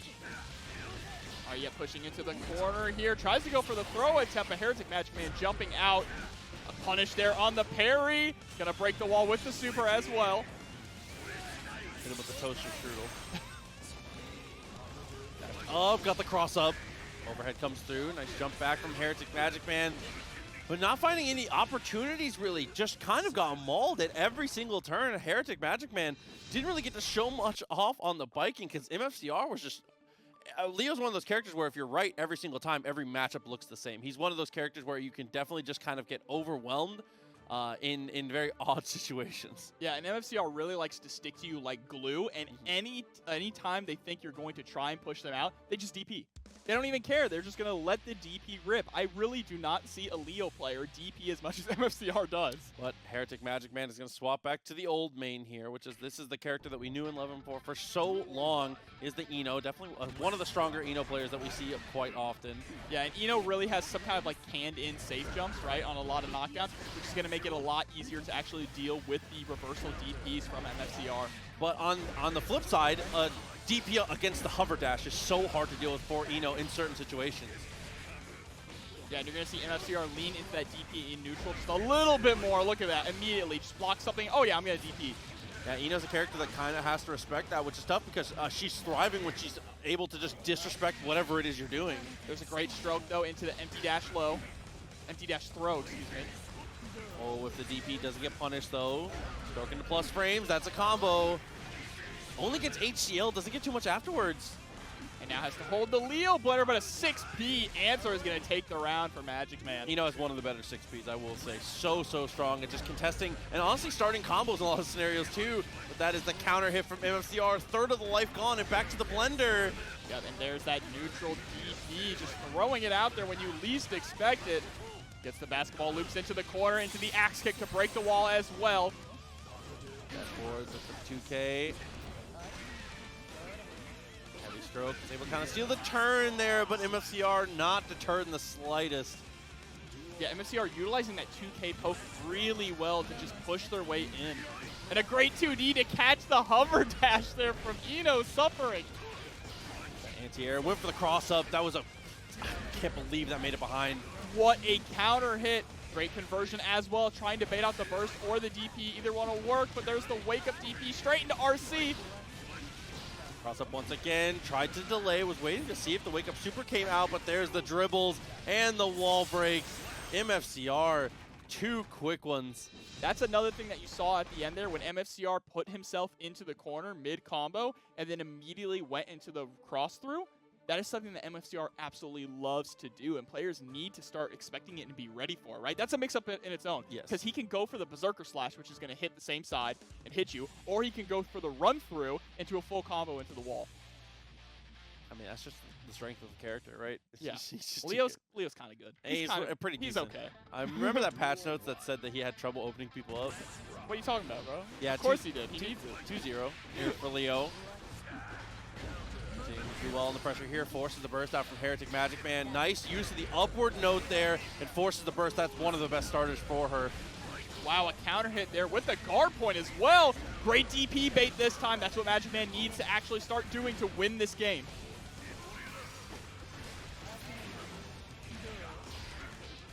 All right, goes for the empty low. Pushed here into the corner, the double overhead. Gets the wall break as well. Gonna put Leo back to this neutral situation. A little bit scary, but wow, the 2H. Okay, what's the next round starting? hereticMAGICMAN trying to get themselves on the board here. Good use of the far slash early on in this, but the 2D into that overhead, Leo, man. There's the axe kick that goes plus frames against the overhead as well. Gonna get the wall break. BRC forward is able to react to the 6P. Good call out. Just turn the game off. Got damage down. Yeah, MFCR.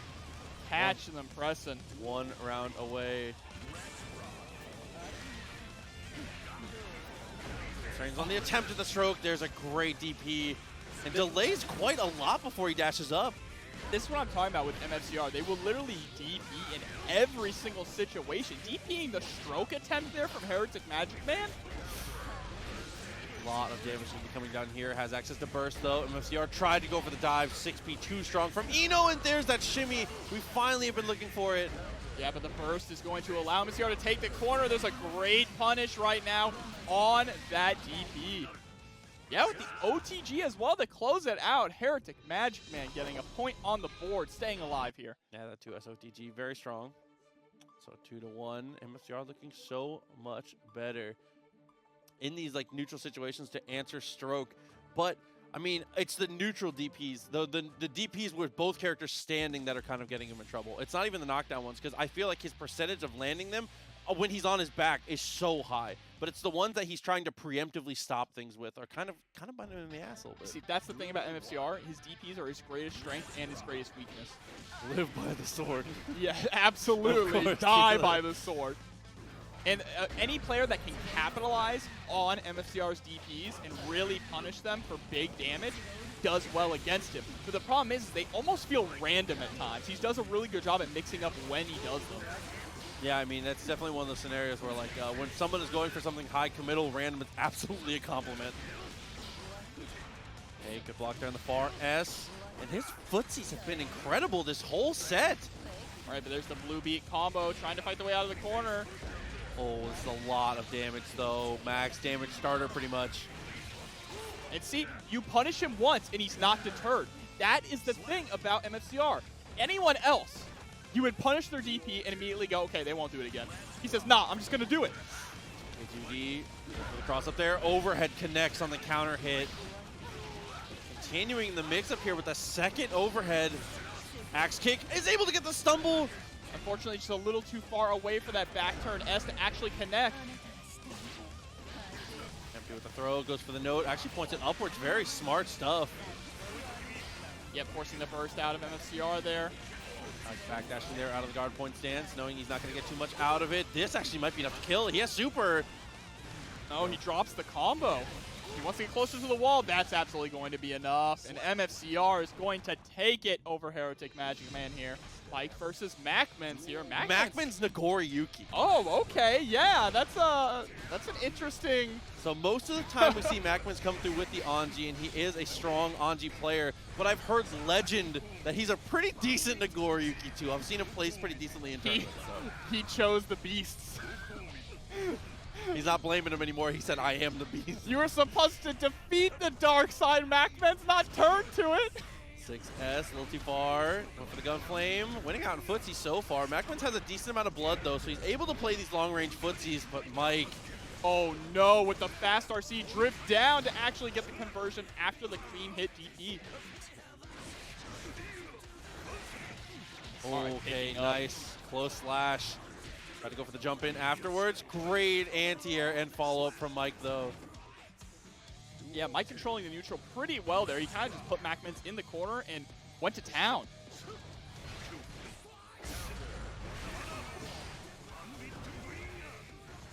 Okay, the 2H blocked and pushed into the corner. A lot of pressure there. I like the Fukio forward. It's answered by Bringer immediately. All right, trying to anti-air with that 2H as well.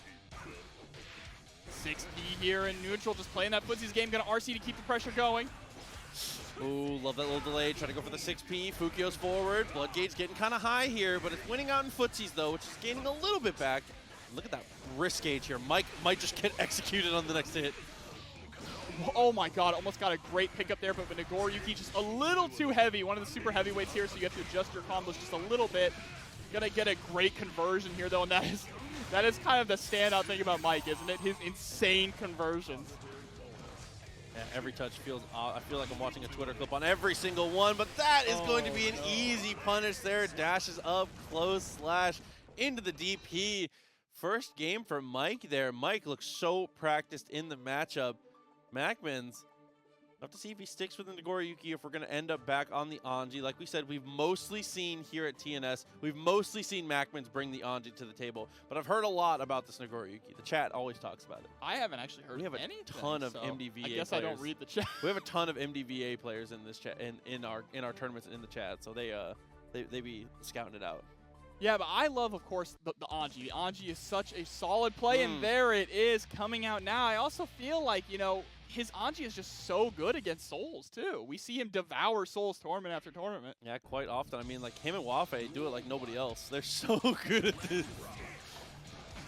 Dash up, 2Ps. Great whiff punish there. Already looking a little more comfortable in this. And it's tough for Mike, too, especially because the character switch mid-set, having to readapt yourself. And there's a nice air conversion here all the way to the corner, forcing the burst out of MacMens. 2S counter hit, a lot of damage to come through after the Bandit Revolver, but MacMen's able to pretty easily dash out of that. Yeah, keeping themselves safe there, though, with the RC drift backwards. And it's the way that MacMens really maneuvers around in neutral. Look at that whiff punish there, just knowing how to play that shimmy game, crouching underneath the 5K. But unfortunately, it's losing out on damage per touch here. I mean, that's just kind of what happens with Soul. And the Bringer tries to go for the gold burst there. Yeah, the patience there for MacMens to know you do not want to contest after a blocked Bandit Bringer. There's the RC, going to get nice corner carry here on this combo. Choose to go for Butterfly instead of a little bit extra damage there. Wanted to play reserved because there was 50 meter. Definitely respect that. Goes for the low option there. Wow, what a 6P straight into Fujin. Dude, good call there from MacMens here. Taking his first lead of the set. Oh no, counter hit Fujin, was not expecting that, so immediately went into the fan toss. Not too much damage out of it. 5P, not much damage there on the Bandit Revolver. Goes for it again. He's able to get the throw. Butterfly comes out, and there's the 5D for the knockdown. Oh, the fast PRC into the low. Kind of nice. 6H, Fujin, good amount of damage down. Mike is going to have to consider bursting here soon, and there it is. MacMens is aware. That is a 1-to-1 now off a perfect. That's an exclamation point right there. Dude, I mean, this is, I say it not lightly. This is one of the strongest, if not the strongest Anji that we see quite often. Yeah, a lot of people put Anji down in that bottom 2 as well, right? But MacMen's just trying to prove them wrong. I mean, that's one of the things that's nice about Guilty Gear is the balance in that most of the characters have matchups where they're just fine in, and they all can win for the most part. And with Anji's the perfect example of that. Anji is with 100% certainty like a bottom 5 character, but he can win at this level if you're willing to put in the work and you have the fundamentals to win these out. All right, immediately starting off with a 2S there. Mike Saptic, he's going to get MacMens pushed here into the corner. Can I just point out, by the way, I don't normally bring up the bets, but someone bet 1 point on MacMens, and they're against everyone else. They are going to get so paid. Bro. This happens. It's 1 point versus the field. Oh my god. That's kind of godlike there. But there's the butterfly in neutral, getting hit by the bandit bringer right on their dome. Oh no, gets caught with the backdash there from the Fafnir. That's going to be massive damage in the corner. Throws the charge 5D. Ooh, love the 6P attempt, but PRC's backwards.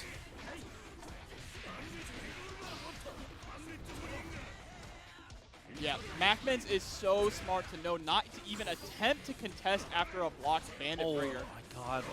So smart from Mike, though. As soon as he dashes forward, he sees the BRC, knows he can still move, and instead of trying to go for the contest or the throw, which certainly would have been teched, just repositions. That's genius level play from Mike Saptic there. So much patience here from MacMens, trying to find the right opportunity to strike, trying to force Mike to just overextend a little bit, but it's not working. Mike is controlling the neutral game so well. There's the fast RC into the overhead. MacMens forced to burst. Yeah, Butterfly comes out. Fujin goes for the fan. That is a dangerous game to play for sure. I mean, if you delay the after the follow-up of the Fujin too long, Soul DP beats every follow-up. Able to get that whip punish there. PRC to try and stop him from escaping the corner, but it doesn't work out. Spent all that cash for nothing. Oh my god. And that's the difference. Is the same situation comes up twice. It comes up for Mike. Mike holds the dash macro, goes underneath, and re-corners MacMens. It comes up for MacMens. MacMens looks for the air throw, misinputs against jump D, and is immediately cornered because of it. The same scenario comes up for both players in a row, and just like the round is won and lost off of how they handled that exact RC. Can we talk about that final combo, though? He just dragged him up the wall. My man didn't even bounce off of it. He just went, chip stuff. Kept going up. That's chip stuff. It was. 2-1, Mike Saptic. They head in this one. MacMens more than capable, though. Is going to burst very early into this and able to use the butterfly to stop that 6S. Yeah, against Soul, it's kind of a smart decision to burst early. You cannot allow him to get that momentum going. Nice whip punish there on the gold burst. Yeah. Mike's been super ballsy with his burst attempts against MacMens. That is confidence, though, right? I mean, we're seeing a lot of players really try to go for those gold bursts. Having meter is so valuable. And what just happened? I mean, Mike took his life bar, all of it. Just crushed it. Oh my god, what a conversion here off the bandit revolver, too! Like, what is that? Mike does it like it's so easy. 1 round to go here potentially for Mike. Try to go for the 2P mashes, MacMens. Flashing that FD when he can. 6H just whiff punished. Oh, Mike is looking so good here. Yeah, just staggering this pressure here. Finally goes for the throw. And MacMens has been so scared to try and contest in that situation every single time. He's allowing Mike to steal all these turns back with these bandit bringers.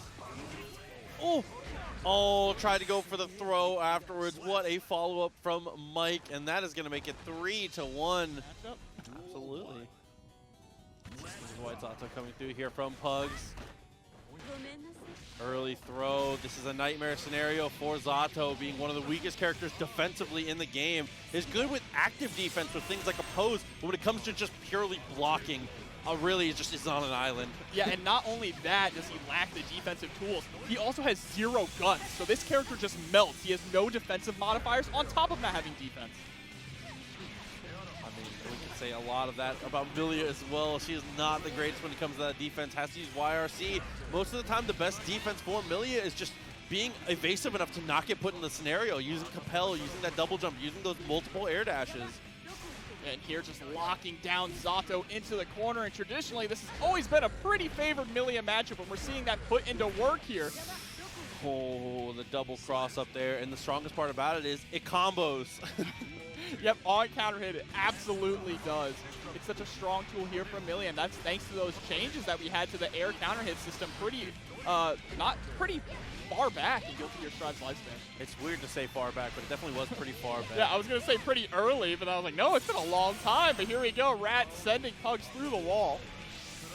Amorphous is going to be the choice there just to make sure they have the space. Yeah, but Millia utilizing the air options just to get over it there. And Rat really likes Lust Shaker. I've noticed that. They really like to lean into Lust Shaker at the end, run up and throw straight through a pose. I mean, Rat has some of the best Lust Shaker uses for sure, and is it's one of those tools where since you do not see as many Millias use it, I think a lot of people are kind of they're like hesitant to punish it. Because like when I see Lust Shaker, it starts to happen, and I'm like, when do I? Yeah, what do I press? Yeah, I mean, even as like a Potemkin player, I'm down backing, and I'm like, I'll wait. Well, that's the thing, is because she can decide when it ends, right? Yeah, so exactly. It's pretty difficult. The real answer to Lust Shaker is you have to FD it. FD it to make her whiff, and then punish her afterwards. And then like 2D, yeah. I mean, one hit of Lust Shaker versus your 2D, that's a winning trade for you. Absolutely. And immediately with the run-up throw here, Rat. All right, counter hit JS at really low range. Going to go ahead and put Pugs into the blender. What? Just flying through the air there. Gets the double overhead mix-up. Whip for the 2S. It gets whiff punished there by the S disc. And the PRC is going to allow Rat to follow it up as well with a combo. And then S disc again. S disc is actually a dominant like choice at that situation, because if Pugs pushes 2S like a lot of Zatos do at that round start, I think that she low crushes it. I wouldn't be surprised, to be honest there. Wow, the empty jump into the run-up. Definitely want to go for the grab there. Okay, trying to go for the cross-up again, but the 6P, such a strong 6P coming out from Zato. Try to go for the leapfrog, but she just runs through it. Pugs cannot get any offense started at all. They have constantly been on the defense here. Finally, they're able to put Rat into the corner. No burst to escape. Oh, but uses up all of the Eddie gates here, trying to extend these block strings as long as possible to gain him back. Looking for the throw, but that is a punish. And Rat back in control again. Burst for Pugs, though. Now they have one chance to live here. They also have nearly 100 meter on deck. Going to spend 50 of it to try and fight their way out. And you're seeing that Rat is going into the air to try and stop Pugs from escaping, right? Trying to catch that jump out JD from Pugs, going up to fish with that JS. Now Pugs trying to play the zoning game, but Rat just with the IAD in. Good call out from Rat, being able to control the situation once again. And that is so difficult, man. Zato being able to actually escape from those scenarios. Once you're pinned down as Zato, and the other player has shown you that they're not afraid of a pose at all. Rat ran through a pose like multiple times. Round start just ran through it. Yeah, that's where you start really needing to reevaluate your neutral with Zato. Once your opponent shows no fear to a pose, you gotta start doing something different. We need to see more Pierce. We need to see more Frog. Well, the one time we saw Frog, Rat just ran up and 6P'd through it. Yeah, absolutely. I mean, if you are a character that if the first hit of it doesn't hit you and you're close, you can just swing a lot of the time. But there's a really nice conversion from Pugs with a round start counter hit all the way through the corner. I just got flashbacks to Boshig. Half the life gone. Close slash, able to get the cross up, very nice. Oh, and that is the Rat classic there. That disc that doesn't actually connect until very late. What an air throw into RC here, making sure they're going to get the wall break with Leap. Ooh, trying to go for the low crush very early on into that, the 6H. Not an overhead, but still pretty good. Oh my god, bad moon from way up north too, straight into the mix-up there, forcing the burst out of Pugs. Dude, anti-air cars. It could happen to you. And that was so unfortunate because he went for JP. If he didn't go for JP, he actually would have had a downwards hitbox to beat out Hereticar. So it was just that specific situation. Good dashes in a row. I like that backdash from Pugs. Pugs looking a lot better in these neutral scenarios and finally starting to track down these situations with the air throw. Oh, went for the burst bait there as well. Trying to bait this burst really hard, but puts themselves into the corner, escapes with the JD. Yeah, absolutely knew the burst was coming at that point. Summons the Eddie, an easy kill on Rat. All right, Rat staying alive here with a perfect, but we are still on set point for Rat. Pugs got to continue to get back into this. 2S is a good idea. Oh my god, S-disc to break him from full screen. I love that idea. Reacted to the drunkard with it. S-disc has been putting in a lot of work here, but great defense from Rat, able to block that 5D, weathering the storm. Little Eddie is gone. This is their chance to escape, and there it is. Oh, dropped that combo again on purpose. We love that. Oh, the BRC patience there too from Pugs to not attempt an anti-air, just wait for Millia to land. Here's came out, is able to find the command throw. Good amount of damage coming out. Has an RC too, but is going to choose not to use it. Is going to break the wall and get the kill here on Rat. Pugs is back in this. Yeah, didn't even need to spend it, right? And now we're going to head straight into our second game. We'll see. Definitely just Pugs is playing really well. That was Pugs is easily their best game of the set so far. Has to just lock Rats down, and that's the difficult part about this matchup, right? Zato needs to lock down Millia, not allow her to go high flying, not allow her to 6P the frog, which is easier said than done. She's a really slippery character to catch. You hear a lot of really good Millia players, specifically, I believe Lord Knight has said it, that sometimes it's better just to be able to run away with Millia. Better than executing your combos, it's just to not be caught. And Rat is doing a great job playing at this long range, just running up with another throw, putting Pugs straight into the blender here. But a gold burst from Pugs and a counter hit. JD going to be into a full conversion. All right, saves the Eddie meter. Doesn't want to break the wall yet, and that's what I'm talking about. He chose not to break the wall because he wants to keep Millia in the corner, not allowing her to go back to that neutral situation. 2 command throws in a row into an RC, and that's it. Millia's gone. And that's a round to Pugs, starting to look really good. A couple more of those. We'll be able to bring it back into this. Dashed up with the 2S, but oh no, after the Capel over-chased, which is the danger of trying to track down Millia. Yeah, breaks the wall here with a 6H. And a pose right off the bat, that is not working out for Pugs. He keeps trying to do it, but every single time, Rat is either not answered or just ran up thrown. Okay, backdash 6D, very nice. And I love the cancels here, doing a round of applause a little bit. Yeah, now it's... Oh, actually able to block it. That, bro, that has hit everyone tonight. Dude. No one's safe from the mix. Yeah, we love the little skate through, keeping it slow and solid. 2-1 still. Even rounds. Tournament point here. Oh, no, oh, set point. Jesus. All right, there's the 2D, gets blocked. Pugs is trying to create some space here, put back into the blender. All right, just run up 5Ks. There's the throw. And now you're going to see with this final round, Rat's going to lean into throw just a little bit more. Oh, and then fakes the stagger throw there. PRC going to continue to convert. Yeah, it's not looking too good for Pugs, and that is it. Rat is going to take it 3-1. What a showing, because if he whiffs those, that's a free combo for Giovanna. Easy. And he can 6P a lot of her special moves. So a lot of, if not all of. So she needs to be very careful about where she places her own special moves here, because Nagoriyuki 6P, that chop is going to be a difference maker. Yeah, it's already half health gone. And speaking of great music, we got Heavy Day in the background here. Oh my god, just that 6H again. Smuggles hasn't gotten to do anything. There's a counter hit 5H and an immediate burst from Test Your Luck to maintain the corner. I mean, Test Your Luck, one of my favorite styles of Nagoriyuki, building up that blood instantly, going so aggressive to push to the corner, and then trying to control the space with the large normals of the high blood total. But that's where you need to be careful against a character like Giovanna, who excels so much at whiff punishing, just like that. Backdash there, the trade not in your favor, though. It's able to break the wall with the super Smuggles, an incredible reaction time, and an amazing confirm. And what a great comeback as well. They had to make nearly a full life comeback there. Blade for 5K, Fukio's backwards. This is what we always see from Test Your Luck, using up all that blood very early on. And a great throw there as well, knowing that that block string is not real upon landing.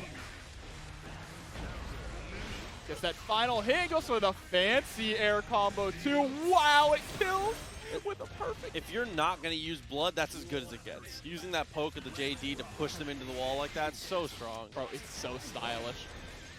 Oh, whiffs the 6H, unfortunately, but still able to maintain this corner positioning. And these reactions from Test Your Luck. He sees when Smuggles is getting the just block and immediately Fukio's backwards. Oh, Spiral Arrow actually punishes the... Oh, he punished the burst with Spiral Arrow, which was so sick and got such good corner positioning, but then misspaces themselves on the meaty Test Your Luck, wakes up with the throw. I respect the bet from Test Your Luck there. I mean, as far as wake-ups go, might as well go for it. You have a really good life lead. You're a character with a ton of life to be able to actually work with. And you have one of the highest damage throws in the game. Yeah, and you probably will get your burst back before you're done, too. Absolutely. Great stuff here from Test Your Luck, going up 1-0 already pretty decisively. Smuggles with a great comeback in the first round, but just not able to take it all the way. Oh, what a whiff punish there. Cancels out, continues to Fukio forward. Weathering the storm and not taking too much damage on this initial wave of offense for Test Your Luck is always so important. But Smuggles loses half the life. Okay, with the wake-up super, you got to tell it to them. And now that's going to be in the back of Smuggles' head for the rest of this set. Do I really try and go for that pressure on Wake Up? Test Your Luck taking that first round again incredibly decisively. The more I watch Test Your Luck, the more I think, honestly and truly, you should just be running from him actively for the first 15 seconds. Like, no, like really, really, truly, if you just run for the first 15 seconds, he's going to Fukio forward like 16 times because that's his, he's tried and true, it's his game plan. He's going to raise that blood, whatever it takes. Yeah, treat that white mask like he's Jason Voorhees and just run. Dude, just run. Nice 5D, is able to use the meter. But running from Nagoriyuki, I mean, I just said, just run, smile. Are you going to get away from him? Easier said than done. Smuggles just locked down here in the corner. There's dive kick super +4 is going to get the neutral jump. Wow, just empty jump over into low there, and it works out. Oh, catching the backdash there with the 2S. I love that delay into the Beyblade too. So smart to catch most options coming out from Test Your Luck. Very well played. Take that game down. And it's really hard to say what Smuggles needs to do here because, honestly, they're just kind of being outplayed. That's really the easiest way to put it. They cannot win these neutrals. Like, they're struggling in neutral against Test Your Luck. He's starting off incredibly strong, incredibly oppressive, and they can't squeeze out of it. You just have to survive the first onslaught. I know, again, easier said than done, but if you can make him get the blood gauge up and get it to even-ish, even if you're taking more damage from him, 5H into 2D, you getting that knockdown to be able to potentially run pressure is crucial. There's the bite, finally able to get the bite out. 6 being the Fukio forward. Oh, wow. I love it. That's actually a perfect decision there. It's going to extend the combo as well. Look at the damage here in the mid-screen, and is able to bait out the attempt at the throw. Okay, Smuggles look like a different beast here, utilizing those plus frames, gets the OTG as well. Dash up, bar slash. Gonna take the round here. Oh, micro step back 5H.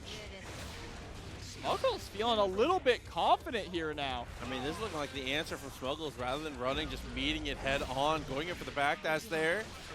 Has meter, but chooses not to spend it there. 5D blocked and just continues the pressure. Yeah, because Test Your Luck blocked it in the air, they had to actually fall down, which allowed Smuggles to take their turn back. BRC, you have to watch out for the flat flip kick. Dashes right into a counter hit 2S.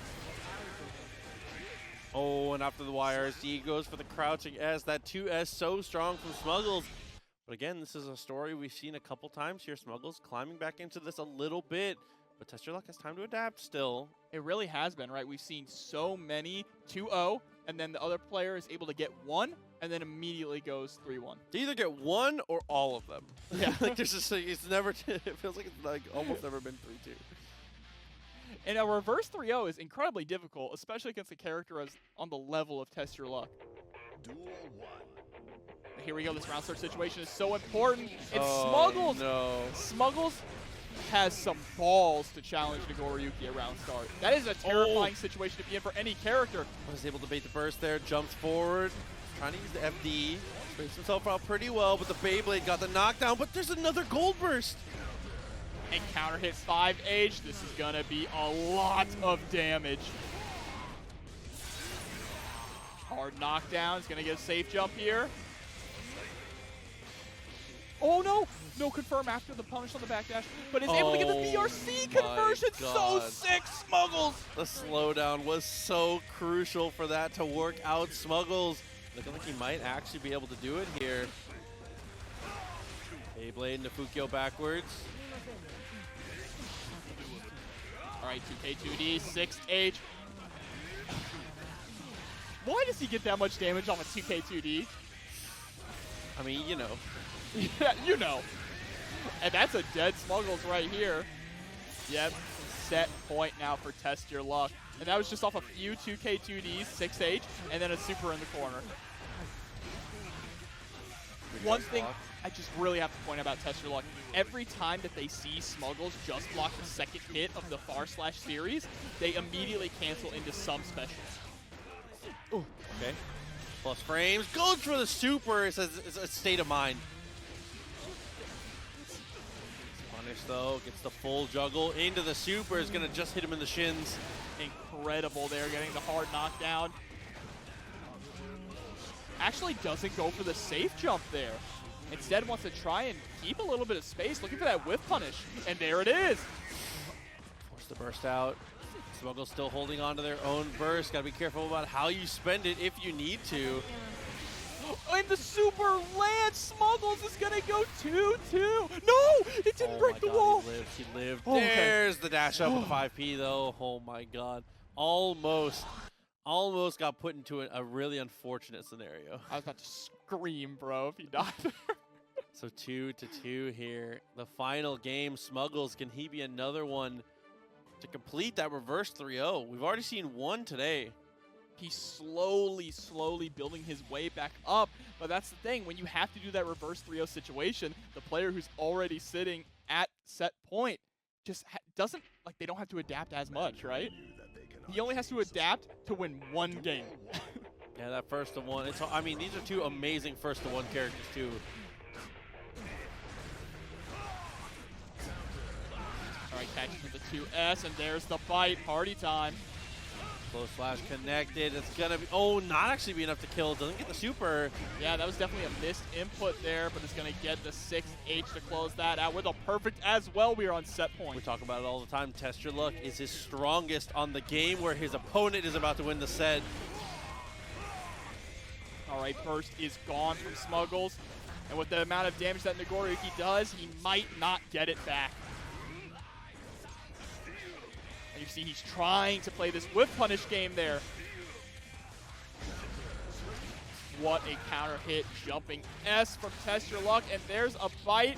Wall breaks early. That's actually a saving grace for Smuggles here. Gets one more chance to survive. Yeah, genuinely very fortunate there. But it's not going to have another opportunity, I don't think. Yeah, the RC drift up into the low. Very strong follow-up there. So we saw this a little bit earlier. It didn't feel too great for Testament, but we're going to see how Rat can handle it here. Yeah, it feels like a matchup where pressure is the difference maker for sure. And adapting to the situations. A great example would be Vortex in neutral. That's a great example. Oh my god. Yeah, and now that we're here in top 8 with a bunch of people watching who may not have seen Testament before in action, Testament is a really interesting character that's good at controlling the neutral. You're going to see a lot of them throwing out that summon skull there. What that does is it leaves a succubus heart at the end, which allows them to target their bird to go there, or they can actually teleport to it. Try to wake up with the throw. Easy punish there from Mike. Goes for the fast RC. With the jump D, actually puts him way too high. Yeah, first world problems from Mike here. Tries to send the bird there, but just Mike jumping over it. And that's the thing. Testament seems early on to kind of struggle with defense. They have really good tools to control neutral and some pretty decent mix-up options. And they also are not very fragile either. They have just a normal health pool, which is great to see from a character, you know, with these kind of options. But oh, I like that from Mike, though, jumping with the JP to just represent a hitbox right where the teleport was going to come out. Having that anti-air 5K putting in work. That was really unfortunate there. Mike, throughout the RC, saw that it didn't hit, but thought it went through and thought the burst was coming out. So he did absolutely nothing after the Bandit Bringer. Oh, and there, knew he was in the dead zone, was able to run through it. Most of the time, it's hard or impossible from Testament in certain situations for them to actually block string into that high or low special move. A lot of the times you can backdash it, or you can just press the dash macro and run past it. Mike realizes he's right on the inside of where it's going to land, pushes the dash macro and runs right past it. You have to be very careful with Testament's block strings. So far, the toughest thing about them seems like their block strings are very exploitable, but it's gonna take a long time for us to get used to actually punishing them. Yeah, utilizing the overhead low, like, since Testament has a canned-in overhead low, it's really going to be something you have to use when you have meter on deck, right? Yeah, agreed. Using it meterless is just a death wish, but we see Rat swap over to Millia now. He said, all right, you don't want to play that game? I'll give it a try, you know, I had to try. I respect it. He was like, maybe I can cash out the 10, you know. That's lunch tomorrow if you win with Testament in top 8. The throw, very nice. Dash up, OTG, same side, and that forces the burst from Mike. He doesn't want to see any more. Good patience and spacing here from Rat. Well, wow, the instantly answering with the 5K there. He's going to break the wall here as well with the Bandit Revolver. So much meter on deck, tries to go for the fast RC overhead. Dash up, got the lows, gets the cross up. We gonna see a wall stick here? No, we aren't. I like that. Maintain the corner positioning. As a standing splat, but instead of going for the mix-up, it's going to choose this break through the wall. It's giving me Mike. Mike's going to be coming up with max meter here in just a moment. Okay, PRCing. I think that was an accidental bad move. Tries to backdash the Vortex, and the timing on the backdash of the Vortex was so sick, but Mike has meter. Yeah, that's the real unfortunate thing. Mike's conversions are top class. Oh my god, counter hit 2S. We're going all the way to the corner now.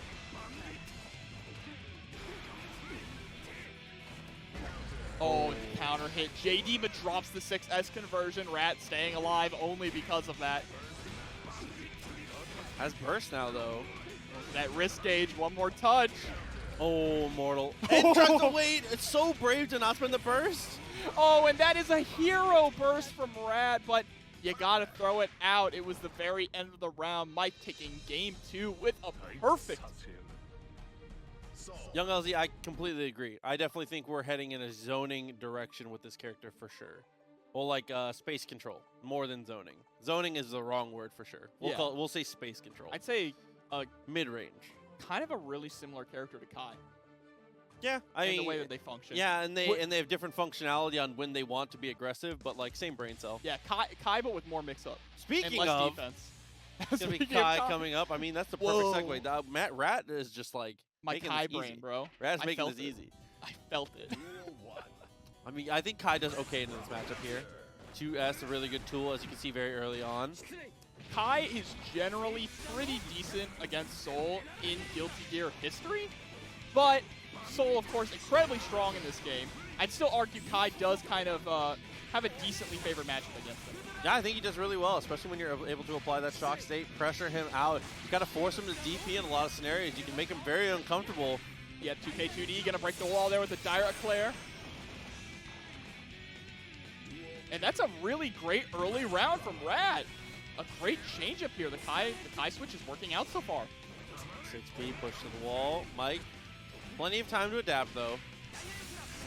Oh, yeah, nice punish. 6H punish. You have to know that.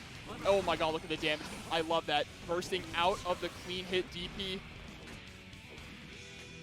Push block there. FD working well. Dash up 2K, staggered out. Mike is just approaching with the far S though. Yeah, and the problem here is Kai really has nowhere to run, right? When you just have Soul right up against you. Great jumping H, though. Oh my god. Love that throw. Able to stop the Volcanic Viper. Blocking no punish? You can't punish it when you block it in the air like that. Oh! Oh, clean hit DP. That's going to close that out. Mike Saftig is on set point now. Immediately going for the 2S at round start, and that's the thing that Kai really needs to fish for, those 2 S's. That's the perfect... Oh, yeah, misspaced. If it's not a true meaty, absolutely, he's going to slide right under it. And that's a classic, too. He's been able to do that in every single game. Going to get punished on the badly spaced stun dipper as well. And this is all just snowballing out of control off of that one situation. Could have gone for RC and actually killed off of that, but instead, he said, let me get that Bandit Revolver. Bro, Bandit Revolver beating out Stun Differ. I take it back. This matchup sucks for Kai, all right? Nagoriyuki versus Millia. So match starts off strong. You know what to expect from Test Your Luck. Absolutely. It's going to try and spend that blood very quickly. Fukio's forward. Trade comes out. Both get the 2Ds. And there's that DP from MFCR. Immediately chasing down 2 with the run through, hitting it with the tip of it. 6H right off of the Beyblade. He's able to hit with the final hit of the triple slash series too. Yep, breaks it with it. Oh no, actually does not get the break, and is gonna get the break instead on a reset. That's even more damage. Oh, the BRC forward there from MFCR. Pushing all the way to the corner here. He sees the BRC and immediately lets the DP rip. What a confirm, bro. That was an old school Kill Tiger combo, the JPPPP. Absolutely, just making sure you have enough to land. I love that. He's mashing the 2. He specifically, that's so smart. He's mashing the P there because if the DP clashes, he needs to cancel into something safe. That's so smart. Yeah, because he's so used to being in that situation. That's what happens when you utilize DP so much like MFCR does. You land in that clash situation a lot, so he's learned to adapt to that. There's just no reason not to. It's so smart from him, but you cannot throw the fireball against Nagoriyuki. Once his blood gets this high, he will just cut through it. All right, Test Your Luck with the upwards drift RC. Drops the jumping D, though. Leo is a little heavy of a character, too. You might not actually realize it, but Leo is in the heavyweights. Yes, absolutely. So his combos do have to be, you have to be a little particular about how you combo him for sure. 1 round apiece now, goes immediately for the cross up here. And it seems that most of the people who have had the most success against Test Your Luck have been the people that have met his early round aggression with just head on. There's no running. They have just tried to beat him out with like pure aggression of their own. Absolutely, and the staggered 2K is able to block the burst as well and get the wall break. 50-meter available for Test Your Luck though. I love it. The patience from MFCR just back up. The blood is almost full there for Test Your Luck. You have the life lead. Just let him make a mistake. As soon as that mistake comes, MFCR, he said, he don't miss. Straight in, spends the RC. Great way to pick that up. Taking the first game. It's Test Your Luck falling a little bit behind. I mean, this is a player that we know and love specifically for one thing. Test Your Luck, incredibly solid, amazing player. He has the most crazy internal X factor I've ever seen. Yeah. He just gets better. The farther down he is, the faster he plays, and it's not faster in terms of just outpacing you. He makes incredibly smart decisions at a pace that's just so hard to keep up with. He's up there in Canada, so you could say he's got the Wong factor, right? Hold up. Got that burst. Chooses to get aggressive. Finds the bite. Reversal super beats it out clean. So wake up. Berserker slash here. Goes out with the S, try to go for 5K. Knockdown comes through. He's going to continue to Fukio and spend that blood, but contest with a 2D. Oh, there we go with the super, just to catch the back turn overhead attempt. Scary to go for Super 2 when Leo's back turn. He's so easy for him to react with that counter. All right, MFCR trying to space out really well here. BRC forward just to get an inch. Takes a mile there. Yeah, very smart stuff. Has the burst too. I mean, Test Your Luck is going to have his burst on decks very soon as well. Off that trade, 2D actually beats out the Beyblade. He did that specifically to try and low crush. Staying just outside of that far slash range where MFCR really likes to hang out. All right, staggered 2Hs. This time Test Your Luck was ready with the backdash. Yeah, absolutely. Tries to cut through the fireball. Doesn't get the hit, though, so it keeps going through. He's going to parry that, I think. No, he was in the slash animation, the back turn slash. Already committed to it. There's the Fukio forward into the 5H. The 2K beating out the Beyblade yet again.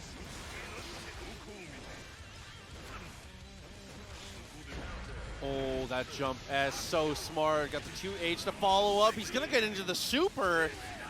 Dude, managing the stances to get the turnaround there. MFCR, he's going to win it. That's going to be 2-0 now. Dude, Test Your Luck, but this is that moment.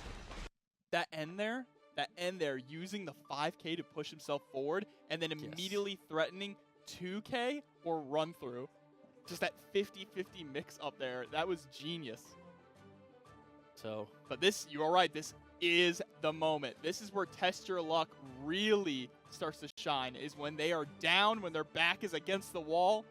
yeah, it's always important to note when you watch Test Your Luck play that he is one of the best players in the world at comebacks, specifically. He's just unbelievable at it. His composure is ridiculous. You can't corner a bulldog and not expect it to bite, right? Mankind yeah. knew that they could duel Oh, yeah. See if he can make up this deficit, though. Go backwards. Clone comes through. Built up the blood. Level 2. So lead secured here. Thank you, Tom, for coming through with the 420. Bro. Oh, block the cross up too. The defense improves as well. All right, gets clipped with the 2K, 2D. Forced to burst out.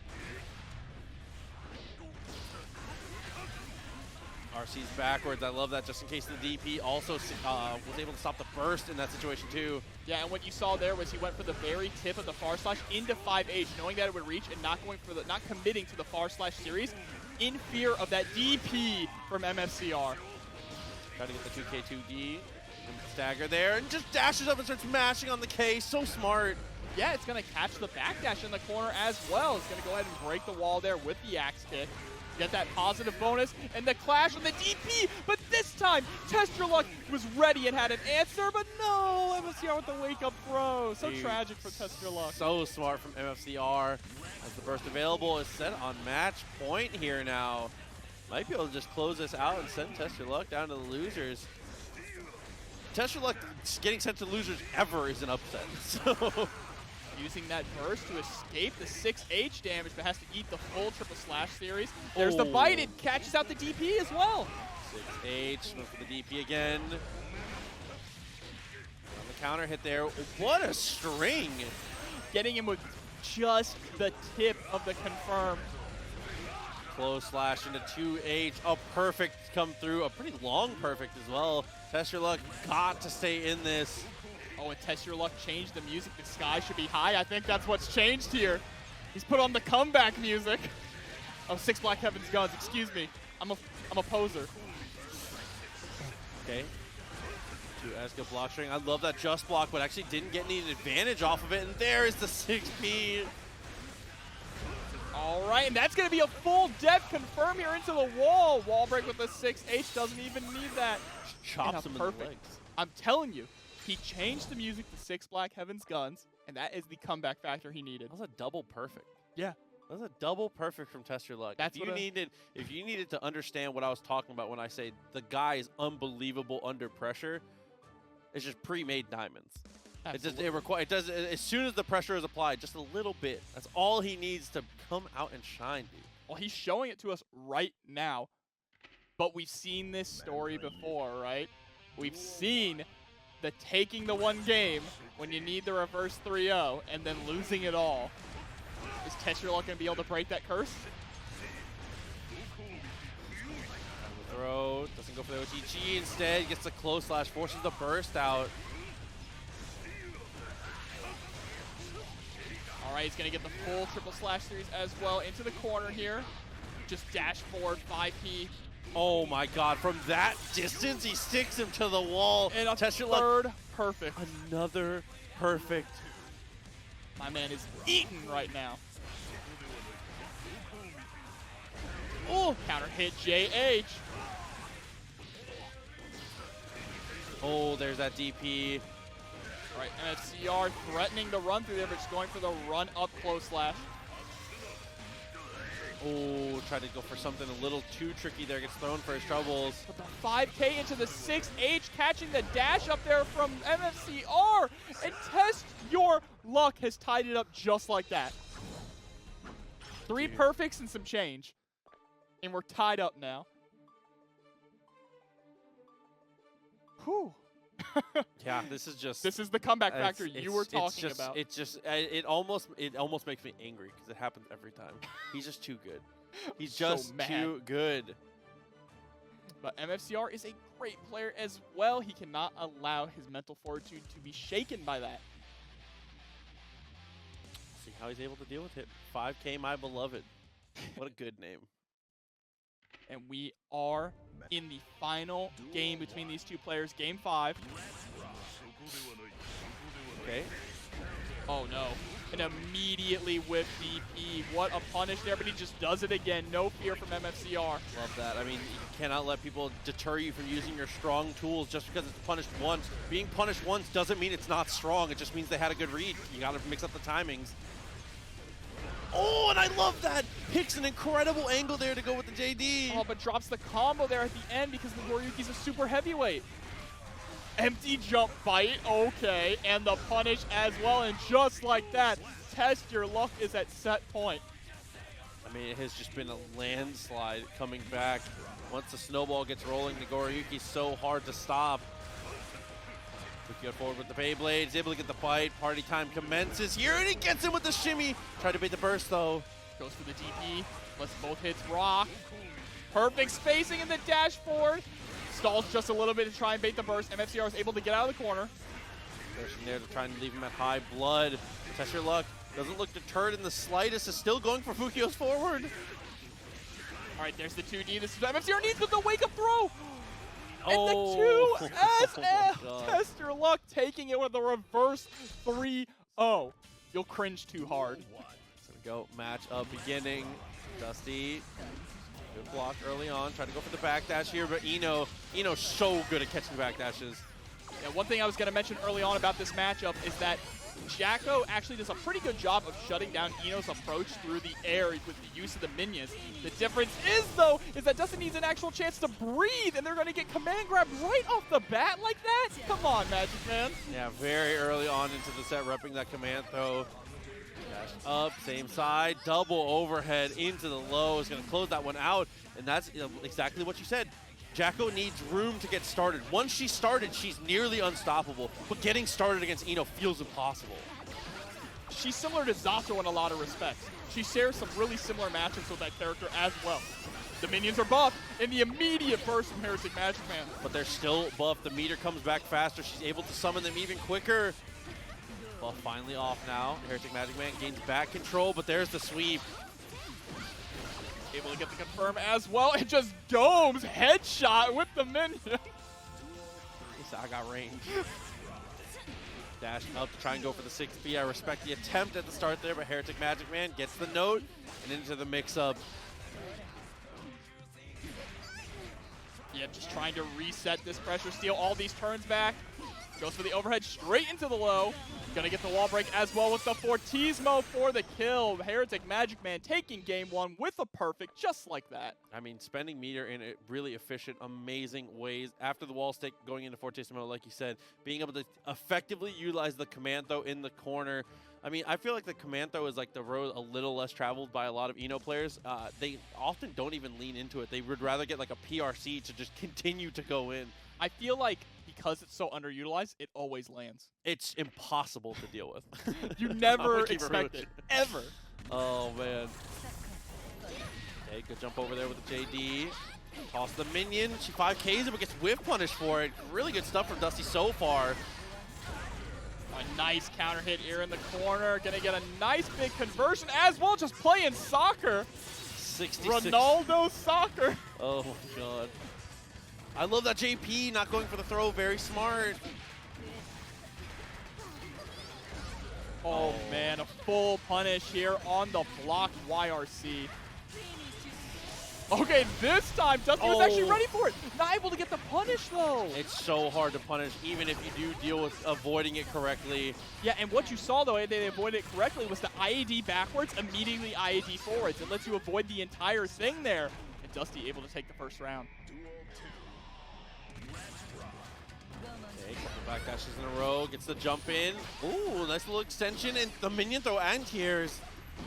Stuck on the ground here. Right, yet another counter hit leading into this soccer combo here into the corner. Oh, I love that the PRC forward to approach just to see what hereticMAGICMAN was going to do. Dusty putting a point on the board now. And I love that too, doing a really big block stun move and then PRCing or BRCing forward and just pulling a minion. You have time a lot of the time to PRC or BRC forward, pull a minion, set it at your feet, and then kind of resume neutral, except you have your boy, right? Like, I think that's such a good call. It's not as strong as a upfront mix-up, but it's like a really good investment in the future with your meter. Yeah, absolutely. And Jakc-O is a character who really like relies on meter, but we're seeing the switch here to Baiken now for MAGICMAN. Yeah, very common swap here from MAGICMAN. These are the two characters that have carried them pretty far. Yeah, immediately trying to go for that round start 2H to catch Jakc-O's feet. It moves so far forward, has such a big hitbox. Oh, the Tatami swapping sides there, really unfortunately, but using the follow-up from Kabari. Close last there. Oh, straps in. The seatbelt is on. The burst comes through. It doesn't push it far enough away, though. Waking up with a 6P there. Run-up throw as well. Oh, that attack command was so smart. Straight into Elysium driver. And that should be enough to kill. Not quite. Pixel. An actual pixel.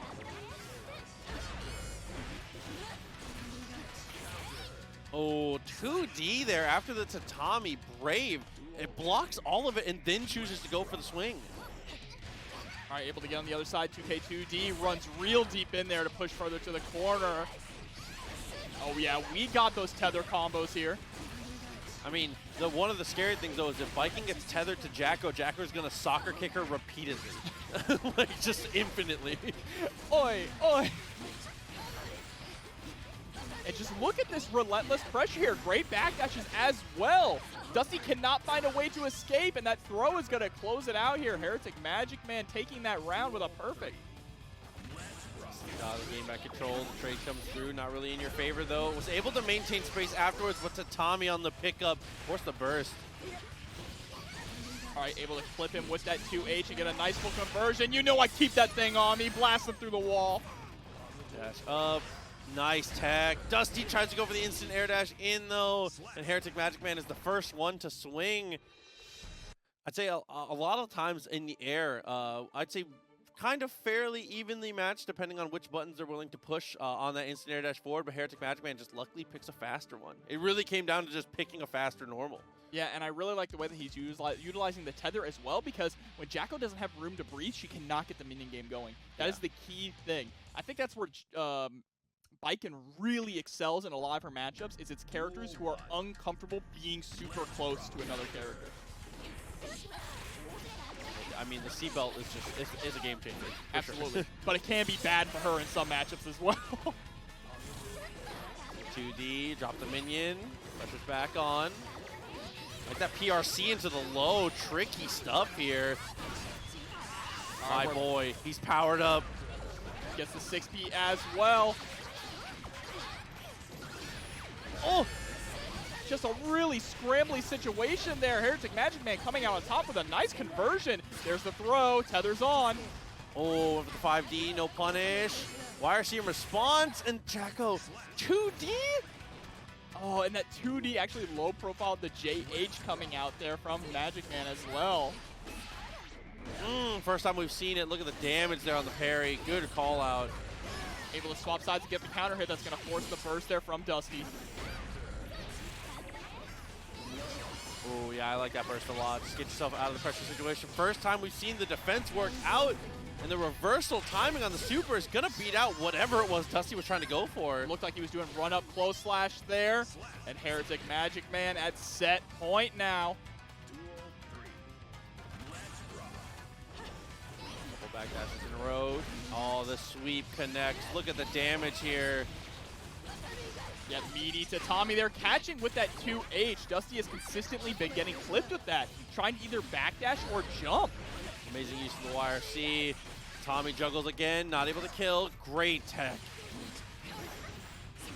No follow-up there, just stealing turns back with the Kabari. All right, this is Dusty's last chance. PRC forward. Okay, throwing the Tatami is so smart here. Tried to go for the throw again, but forced to burst. All right, just trying to space out and play this zoning game as much as they can. And that might be what they need. Are they going to build up enough meter? They don't. And the gun. Oh, no, the my minion. God. He took one for the team, dude. Bro, that minion just went out like Jiaozi, bro. He said, Mr. President. Tobun coming through with the subscription, by the way. 13 months. And also Appreciate shouts to that. Ice and Fire for the subscription as well. 14 months. But we're going to jump into MacMens versus Blue Keck here. Anji versus Kai. Dash up with 5K. Love that 2H into the delay, but MacMen's not falling for it. Swings out almost immediately. Yep, utilizing that butterfly. Oh, grabbing the spin. Really great stuff there from Blue Keck early on. Or Blue Heck, excuse me. All right. IED backwards. Nice throw. Butterfly comes out. Pressure continues. Fujin. Oh, I love that. Was able to get him to throw. Oh, goes, the fan early up in there. Not allowing Blue Heck to really escape the corner right now. He's forward. Continuing that pressure here. He just slides out of trouble. Not quite enough to kill. Yeah, just like that, it's going to get the heavy stun edge. Oki, and we're pushed all the way to the other corner already now. Oh, double crouching P into the 6H. Great stuff there to close out the round. Kai immediately starting off with 2D. That is a very low-risk, high-reward starter at round start. Oh, yeah, that's so hard to deal with there. If he anti-airs you with that situation, you just kind of have to hold it. All right, great 6P, pushing all the way to the corner. Going to throw out the butterfly to cover the Oki. And he actually gets the confirm afterwards as well. 5K looking for 2D afterwards. Good attempt there. MacMen standing close slash. That is not what I think he was expecting. I think even he was expecting that to be an anti-air. The standing connection was amazing. All right, spinning through the fireball there and able to get the throw tech as well. But the trade's going to send us both back to full screen. I love the use of the butterfly, though. Going through that heavy stun edge. Yeah, this time Blue Heck was actually ready for it with the trade with the stun edge. Punish, Oh, no. huge punish. Look at the damage coming through. JD loops in the corner as well. Oh, unfortunately, it swapped sides. That could have been a kill if he was able to get it same side in the corner. All right, MacMens is not going to burst here. Definitely going to hold on to that. They only need one more touch, and they have 50 meter. Expect to maybe see a YRC soon. Oh, no. It was so close. No punish, though. On the run-up 2, P is going to take it. The first game going to MacMens. Leave it to the fact that we have like the first full game with like no wall breaks when we finally make it to the White House. I know. No way. That's our first game with like 0 wall breaks. I don't think they're going to change the stage, though, so maybe we'll see it. Maybe. But MacMens putting in work. Anji Bros here in top 8. And we're jumping straight into it. Of course, Blue Heck staying on Kai. Their Kai gameplay is honestly really impressive to watch. Yeah, I mean they are a big step away from a lot of the other Kais that we see be successful. I mean, shouts to the homie St. Cola. He always says, I love to see that inspirational Kai play. A lot of DPs, a lot of stuff thrown in. Blue Heck is just safe and solid. It's 2K 2D. It's staggered pressure. He is just stealing turns and beating you in footsies. Absolutely. And using the air fireball this time at full screen to make sure it doesn't trade with the butterfly. I like that. All right, yeah, trying to stagger pressure with the 6H. Gonna RC the very first hit of Stun Dipper. You're finally getting your wall break. Proxy, no, he lets him fall with the 6H. He wants to maintain that corner. To be fair, it's the correct play to let him fall. I don't like it, but it's the correct play. So really, really good stuff there. I hate It's all right. it. We'll just enjoy Abraham Lincoln swinging in the background. He do be swinging. 5K, good little delay. Fujin, Oh. a perfect answer to Fujin. A full conversion as well. And gets the conversion 2 off of the counter hit there. Runs in really deep and goes for the flip kick because that is plus when the opponent is in shock state. Very standard frame trap there. Try to bait the burst out. There's the burst on the second 2D. Yeah, and this adjustment here from Blue Heck to go for the air fireball at full screen, making sure that the fireball does not connect with the butterfly. Oh my god, 2K to OTG, the little staggered run up, and then gets the throw. Yeah. 2 games in a row without breaking the wall. Come on. BlueHeck immediately turning that around. He was way more aggressive this time. Not trying to play that footsies game, just trying to get into MacMen's face and utilize his quicker buttons. And his plus normals as well, just to stagger him with pressure. We saw some examples of 6K. He went into a lot of 2D, a lot of throwing as well. Great reliance on the strike throw game there. Took him the round at the end.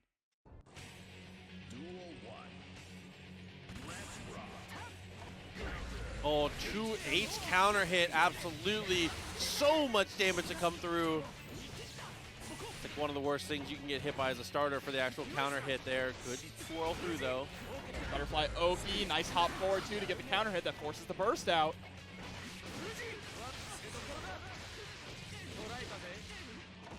All right, gets the knockdown. There's the butterfly yet again. He goes for the exact same mix-up. To answer the chat, Mike Saftig is who he played against. Heavy fireball, +4. Okay, love that mash. And of course, it answers every possible follow-up to the Fujin. So smart. And going straight into Ride the Lightning to take that round. But I really like that you mentioned that. It's something really important to note. Unless Anji has meter, wow, Fujin is not free at all. You can any character with a DP could just DP out of it. The only way he's completely safe is if he immediately goes low follow-up. And the 2K there actually beats out the far slash from Anji. Nice punish. Yeah, and that's the perfect range for Anji to spin through. He has to be really particular with where he spins up against Kai. Unfortunately, he just doesn't get very much reward against Kai. He's just so safe even when he's getting punished. It's just hard to deal with. All right, what's the throw into PRC throw? If it doesn't work once, try it again. I think he wanted the 6B there. Unfortunately, got crossed up. Twirls through, but BlueHeck is waiting.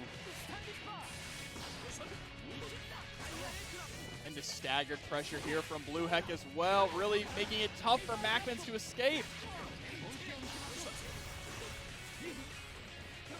Nice jump out.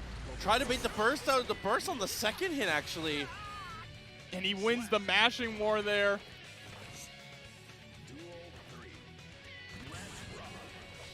A 5K attempt, dashes up. Oh, anti-air 2S, one of the best starters.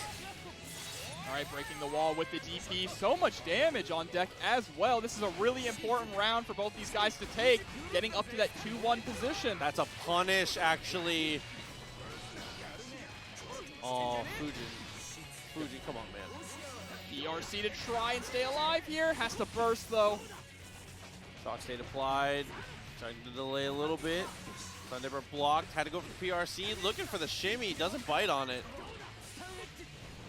All right, just run up and throw the spin. You cannot rely on spin too much as Anji, or that's exactly what happens. Good players will adapt and learn to just run up and throw it. That in a lot of these scenarios, he's spinning things that BlueHeck is intentionally throwing from far enough away to where he can run up and actually be there to answer the spin. Even if it cuts it close, as long as it's not a true punish, him spinning into you is not frightening. Yeah, absolutely, I agree. But here we go, jumping into our what possibly could be our final game. BlueHeck only needs one more to take it here. MacMens back up against the wall. Seen him do some of his best work with the back against the wall, though. He backs off even further. He said, take me even further to the wall. And the counter hit close slash absolutely has to force the burst there out of MacMens. And see, he's relying too much on spin right now. Starting to get punished for it. That 2D push all the way into the corner here from the direct layer. So much damage coming off of that starter straight into the super. BlueHeck is going to kill him off of that? Not quite. Oh, Ride the Lightning, great corner carry, not great damage. Whoa, those staggered close slashes. Just betting on him being defensive, and he takes it with a perfect. Not often you see Kai actually get off multiple close slashes like that. A lot of the times he has to stagger into those like late delayed block strings. Okay, trying to play these footsies out. Playing the footsies like that against Kai, though, usually not a winning strategy. It's very difficult to beat him out. He's designed, he's built to fight that war. All right, great IAD there over the 6H to get the punish, but oh, a counter hit flip kick. And what you're seeing a lot from Blue Heck too is he's running in pretty deep and then immediately going into Foudre R because it actually, since it puts Kai airborne, if they try to go for a throw, you're gonna get that counter hit punish. He has max meter. You gotta be careful about him just sliding at you. He also has Dragon Install, please. Do it! No, he ain't gonna Dragon Install. He's too good for that. MacMens converting out. OTG runs up. BRC tried to go for the throw. Has to burst. He's still in this though, but gets caught trying to backdash. And that is it. Blue Heck taking it and moving on. MacMens kicked out of the tournament here. That is a $20 win for him. He will receive $20 because he is winning in the top 8 here with Testament. And on paper, right off the bat, I feel like this might not actually be a bad matchup for Testament. Well, the problem is, like, I feel like Testament, this is the classic, right? Yeah. Broken record. You're winning until you're not, right? I feel like in neutral, Testament can do really, really well against this. But as soon as Eno hits them, what are you supposed to do to get them off? What a teleport there to actually get the counter hit. Oh, HCL actually beats Grave Reaper clean, too. That's not a good look. But the grounded Grave Reaper should beat out Stroke the Big Tree. Ooh, but that might not matter in the end as the knockdown comes through. hereticMAGICMAN looking to extend this lead potentially. Still having burst available, too. You have to spend it. Yeah, I like that also backing off at round start, too, to try and allow Testament to whiff their normals. All right, goes for the empty into grab. Good use of FD there, really, really good to be able to buy the space to be able to get the jump out. All of that was just because of one FD. Oh, what? The counter hit 2H actually beating out Grave Reaper? Uh-oh. Maybe the day one people are right. There's the perfect, though, for hereticMAGICMAN. I wonder if we're going to see Rat now change to Millia. Maybe. We'll have to see what they end up deciding to do here. I mean, that was my concern coming into the matchup is Eno, we've been talking all day about how Testament has problems when they're getting rushed down. Eno is like the worst possible scenario. There's no character worse to get knocked down. Yeah, absolutely. No character has offense like Eno. The closest thing is Millia, and I think Testament can do pretty... I feel like Testament can weather the storm against that. This, though? Yeah. It's just the constant barrage of having to block high or low immediately, whereas with Millia, it's a little more nuanced. That low, able to find the knockdown. Didn't even go for the knockdown, just continued to harass with Stroke. Nice 6P into Gravedigger there. Tries to throw out the unholy diver. Oh, and now I like that 6P just in case the Grave Reaper was used in the air. And Fast RC into the low. Get a little scrambly here for MAGICMAN. Fireball came out again. That Grave Reaper was immediately punished with punish. Fired up, tried to go for the charged version of the Fireball there, but the Fast RC can not look like it matters here. Oh, I love that teleport to get past the node, but she's able to poke out of it. Kind of ignores the pressure there. Yeah, really unfortunate here. Rat's not really able to get anything going with Testament. It seems like Eno has a lot of answers to the Grave Reaper. There's the teleport upwards. So overhead twice in a row. Has to actually burst out of the situation. Teleports to reposition. Didn't want to try and go for the punish on the Psycho Crusher. Yep, trying to jump out of this pressure, but gets caught by the 6P, and Eno is just chasing down. All right, has Stain applied to them. And if you don't know what Stain does, is the next hit is going to next hit from the scythe is actually going to pop. Gotta go for the reversal super. That is going to be a punish from that distance. hereticMAGICMAN makes it happen again. Yep, up 2-0, and I respect Rat sticking it out with Testament. I'd say one of the comparable thing is like Stain State is imagine the Bison V trigger where he can use the pop after the command throw, except it's not controlled, it's just on the first time the scythe touches. That's quite literally what it is, actually. Yeah, that's a really good comparison. Yeah, that's what I got. That's the only character I know anything about in Street Fighter V. I love Bison. I know Ryu, crouching medium kick, fireball. Nah. You don't throw fireballs in that game. Oh, you're right. That's true. Have you played recent Street Fighter V? No. You don't throw fireballs. 2-0, dude. MAGICMAN. Is that Soul? It is Soul. Okay, this is, I think, one of the only matchups Eno has trouble with. I think. Yeah, I think Eno is an incredibly strong character, arguably top 5. Soul's one of the only people that can put her in her place. Absolutely. Soul needs one touch sometimes, usually just 2 to actually eviscerate this character.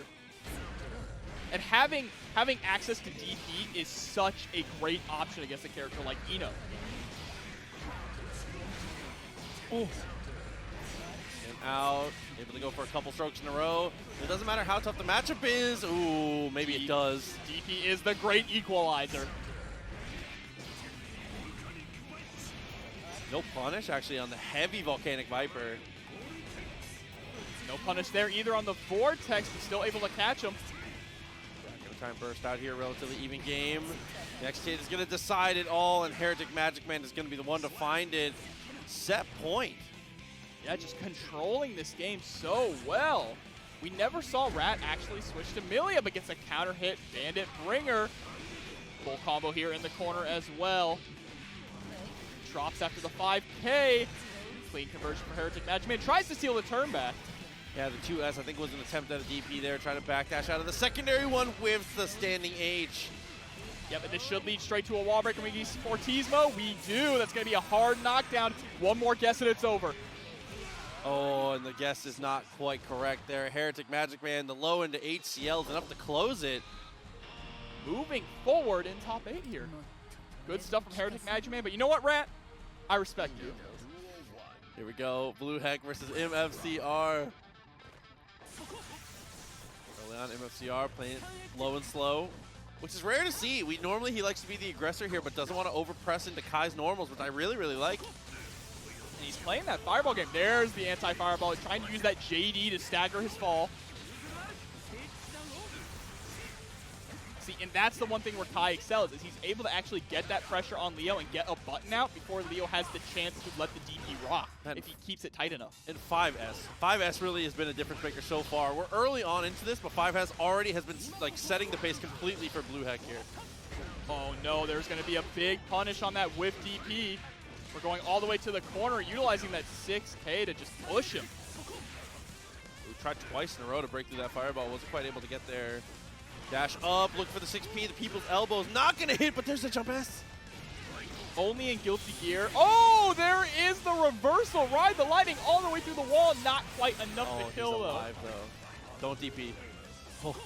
Oh, but he backdashed and gets caught by the fireball. BlueHeck was ready. He went to just the tip of 2D. He said, I was going to stick my toes out here. Oh, cross up.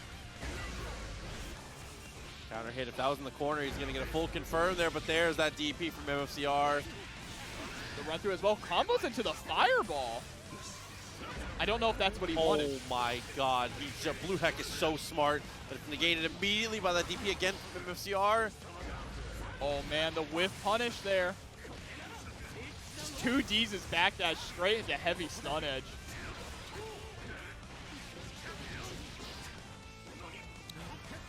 MFCR is really, oh my. It's the second time that's happened. Yeah, I was going to say, he's really whipping these throws and getting blown up for it. Actually, corner here. Didn't kill him with the OTG. I think 6H would have killed there. Oh, you have to weather the storm. Great job escaping the pressure, and he gets chipped out by the stun edge in the air.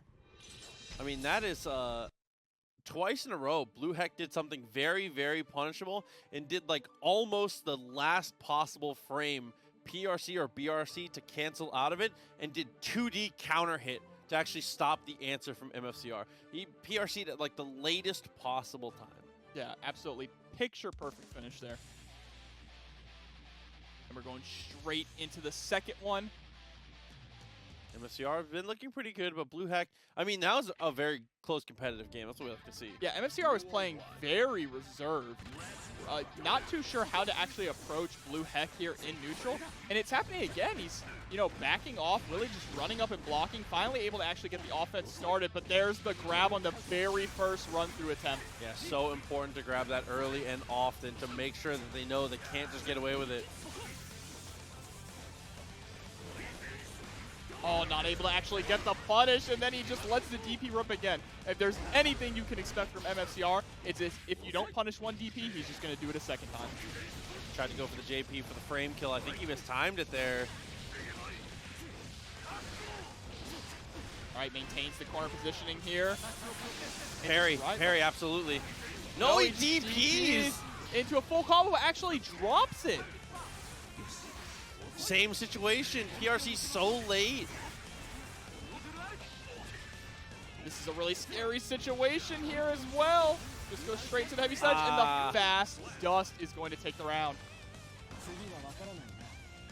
And again, another round down to the wire.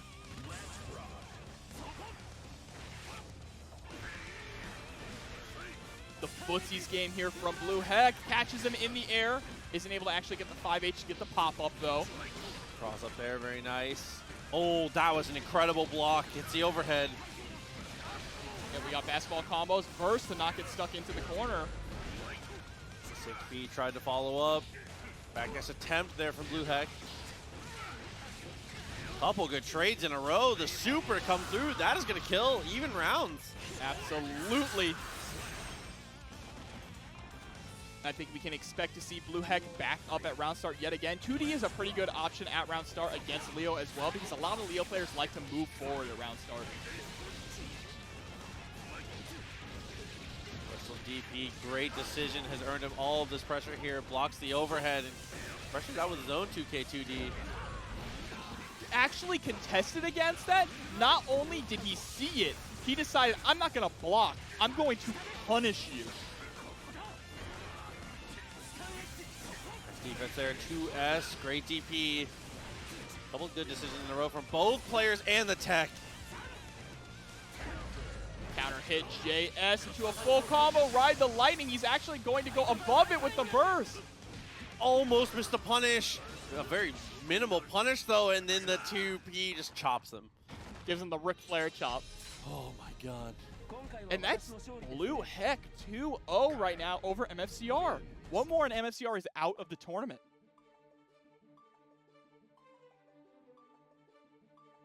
No way you said jaywalking. MacMens, come on, bro. Oh my god. Minus 90, by the way. I like that. If anyone's going to be paying their taxes in Strive, it might be Testament. Now that character was breaking the law. Mankind knew that they cannot change Blue Heck society. is just one away from knocking out MFCR. Actually contesting at round start this time with his 6P, grabs the very first run through attempt too. Close slash combos. It's a nightmare scenario because he's able to get the 6H anti-air. Look at that amount of damage.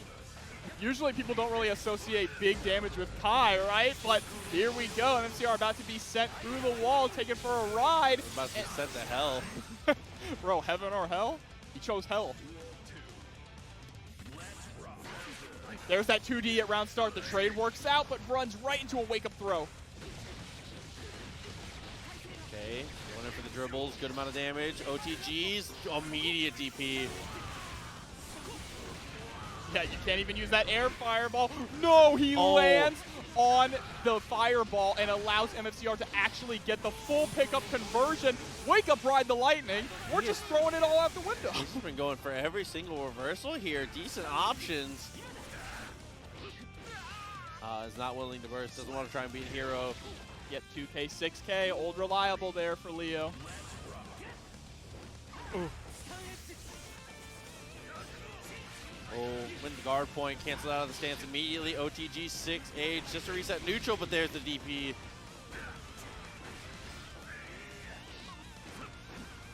Yep, trying to stagger there with that 2K 6H, but the spacing and defense from Blue Heck is really on point right now. Gets the fast RC, gonna get a full conversion into the corner. But what, oh my god, what a placed burst from MFCR, actually changing sides with it as well.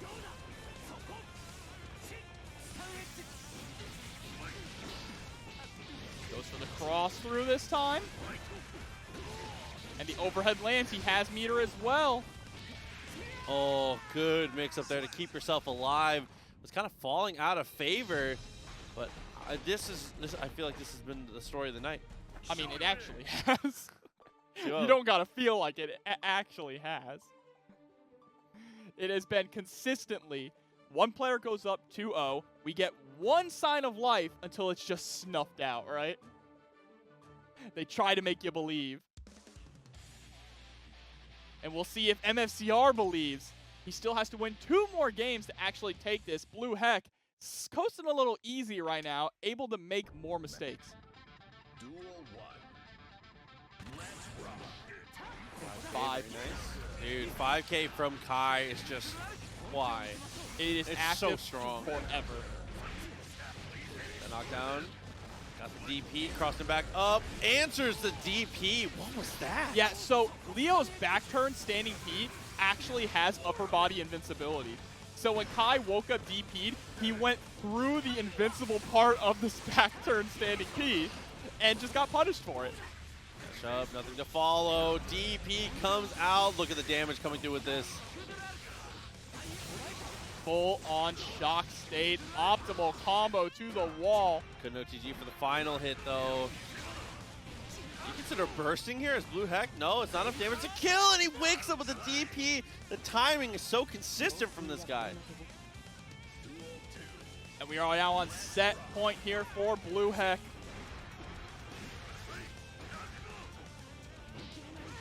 Oh yeah, Sonic VR, don't remind me. I have nightmares of Soul 2D. Oh, okay. Wow, actually grabbing the Berserker Slash attempt there?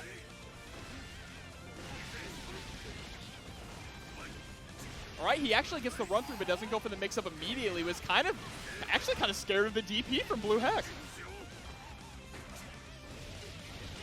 Oh, double slash. Really nice stuff into the dribbles. Breaking the wall there. Not going to get a hard knockdown, but still can establish their pressure. It's a pretty tough comeback here for Blue Heck. You have to imagine they're going to hold on to their burst. And not willing to spend it. Doesn't want to risk it. No need to be a hero. Immediately, far slash at round start. Great 2D placement as well, but a whiffed throw could spell doom here for Blue Heck. That ball is starting to roll in MFCR's favor. Whipped throw attempt. Blue Heck still holding on to that burst. Oh, MFCR, you have to burst. You just have to. Burst halfway through the combo there. Still decent damage for Blue Heck. Able to actually get the burst out of MFCR as well. That is a win. 2H didn't cancel. Wasn't ready for it, it looked like. Trade comes out. Clearly in Kai's favor, but he's got a DP for an answer. In a gold burst there at max range. Goes for the PRC. We actually don't see an RC attempt there to go for the wall break. Interesting decision. Oh JD. my god, JD gets DP'd immediately. RC comes through. Drops the combo, but gets the walk-up throw. Part of me, deep in my gut, believes that if he RC'd that throw, he could have taken it with the damage off the wall break. I think he could have too. I mean, even if you don't, you put yourself in a situation where you get a guaranteed block stun situation. You can reset, positive bonus. Returning to far neutral against Leo is not the worst thing that can happen. You're Kai. Yeah, it felt like it just slipped right through his fingers there. And so Yeah. we're getting a game 5 now. But you know what? I'm always happy to have more guilty gear. So we're going to jump into the final match between these two guys. One of these guys is going home. It's unfortunate to see both. So much fun to get to watch. Oh, just a stiff one. Doesn't even cancel it into anything. Gets the corner Oki with his own fireball here. The staggered 2Ks. Oh, into the guard point stance. That prompts an immediate run up 2S. Wow, speaking of run-ups, just run up 2P. MFCR. Oh, the patience. Goes for the fully charged dust combo as well. Good meterless damage. Blocked, very plus, especially shock state blocked in the air. That is so plus. Wake up DP. I love that Blue Heck is starting to lean into his own wake up DPs here. And that dash up throw, a tale as old as time for Kai. Yep, and there we go. Yet again, set point for Blue Heck here. 5K at the round start, gets just blocked by MFCR. Okay. Wow, just a headbutt. Oh my god. Tell it to him. And MFCR being a lot more airborne here. Looks like he's trying to go for that whip punish. He's able to get the counter hit JS here. Time to get the ball rolling with the mix. Gets the overhead. And gets the full basketball combo in the corner as well. Berserker slash to break through the wall. Heck, plenty of meter. So it's an opportunity in this one. It's not a good one, but you know it's there. I mean, and that's a start. No, he wanted the cross Yeah, up he with did. the close slash, but just pressed it a little too late. So tragic. We are at the final round. DP again, MFCR runs through, pressure's back on. Blue heck gets caught by the overhead. Could choose not to burst on that one. Yeah, but there's that anti-fireball coming out and putting in work. Oh, try to go for the run through. That is a lot of damage to hold just for an attempt at counterplay. DP is blocked. An optimal punish here. Had meter too. He might have died off of that. Yeah, the thing is, he would have had to make that safe by RCing backwards. No conversion off the hit 2S. Doesn't PRC either. No! Oh, my so many God. times. Blue Heck has gone for almost the exact same scenario so many times in a row. MFCR in the clutch in the final situation finally answers it. He did Stun Dipper, late PRC, small delay, something. Every single time. Nagoriyuki versus Testamenta. See how this works out in this matchup here. Mike actually deciding to rock Testament here. I really love this decision. Early burst, gonna get bit for their troubles. Going into Fukio forward, gets the counter hit, pressed to the wall again. Maximum damage here coming out from Test Your Luck. Straight into the super.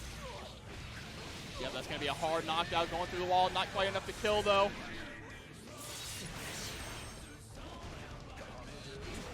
Yep, clone Fukio forward, the classic. This time's the media a little bit, but gets the cross up. Goes for another one, but this time Test Your Luck ready. Yeah, won't fall for it twice there. I think it was an intentionally mistimed media there. That was kind of sick.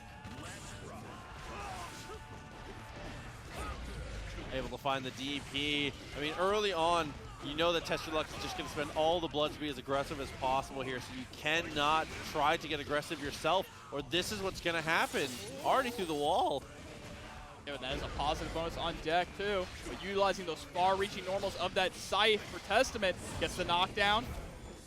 Oh, it's gone for the same mix-up almost every time here. Needs to be a little more careful about how they utilize it. Fake teleport, good attempt. The bird just a little too high to actually hit Nagoriyuki there. And that is part of the problem right there, is new character syndrome. Mike goes for the fake teleport, which does still consume your succubus. So, and then tries to throw the bird. The bird goes straight instead of down to where the succubus would have been. That would have been an amazing projectile that stuffed Beyblade if he had not already consumed his succubus charge by fake teleporting. So that is just kind of like those, like, you got to get that out of your hands, you know? That is new character stuff. And Mike gonna go ahead and switch right back over to Soul Bad Guy. No surprise there. We respect the Testament choice though. Yeah, Mike, I love you. I appreciate the effort from everyone who has been trying to put in the day -2 Testament work tonight at TNS. All right, 2K2D into 6H, does way too much damage. All right, great punish there as well. Wow, just a 5H hitting Mike at the start of his gun flame. Now locked down here in the corner. Oh, good God, tries to go for that fancy combo. Oh my God, what a cross-up! You didn't know the big man could fly, huh? Bro, I know he's got that forbidden air dash.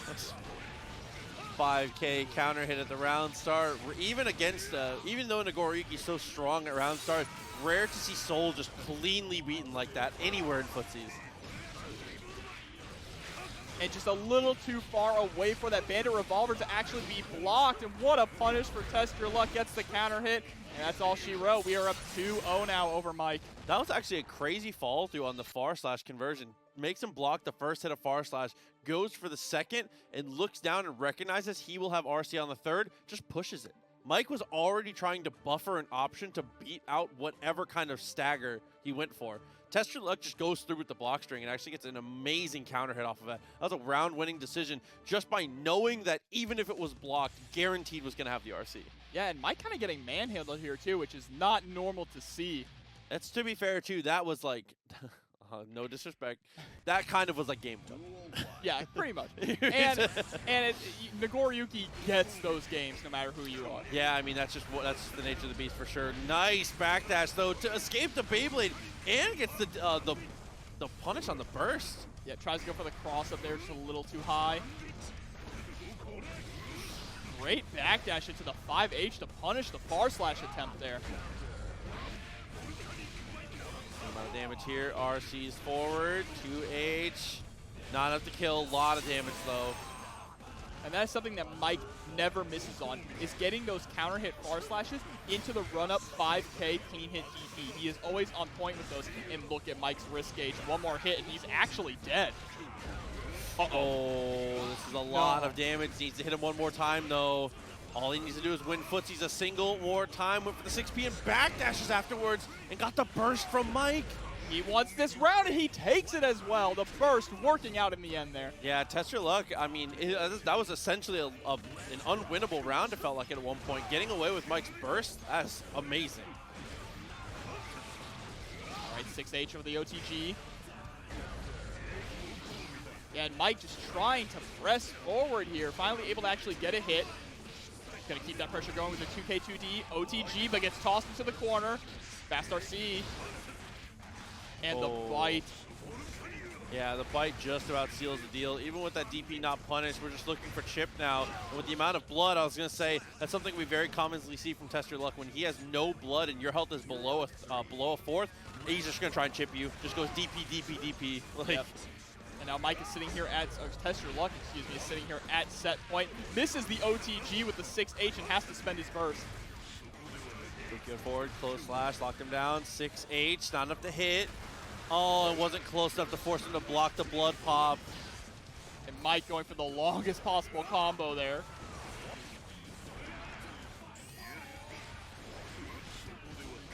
Oh, tries.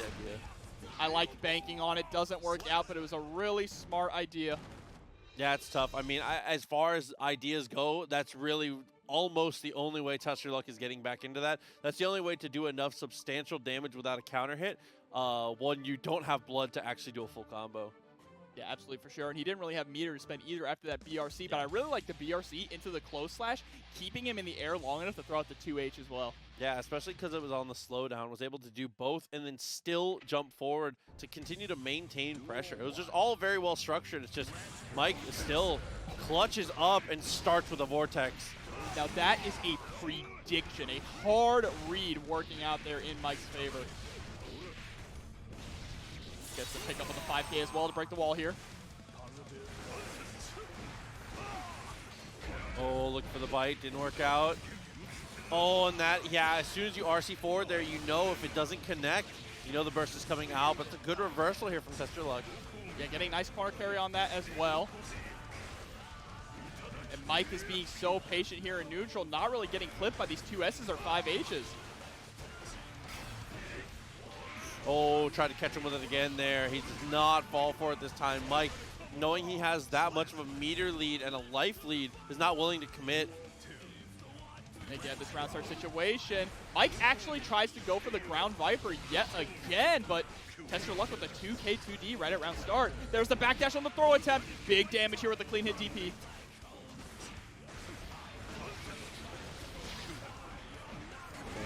Oh, this time the DP comes out. Very smart stuff from Mike.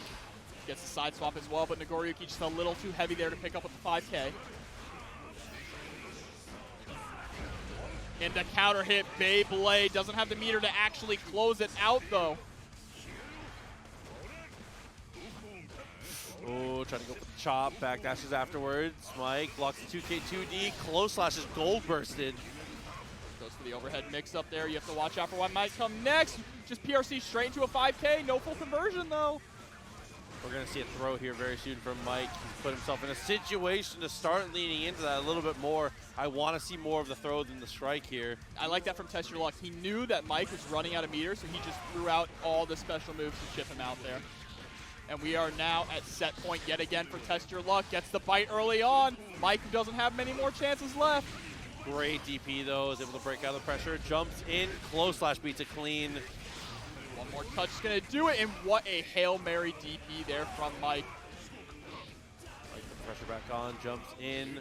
And there's the 5P. Test Your Luck mashes out of the pressure here. Heretic play both characters in a set. So there's the potential for a swap for sure.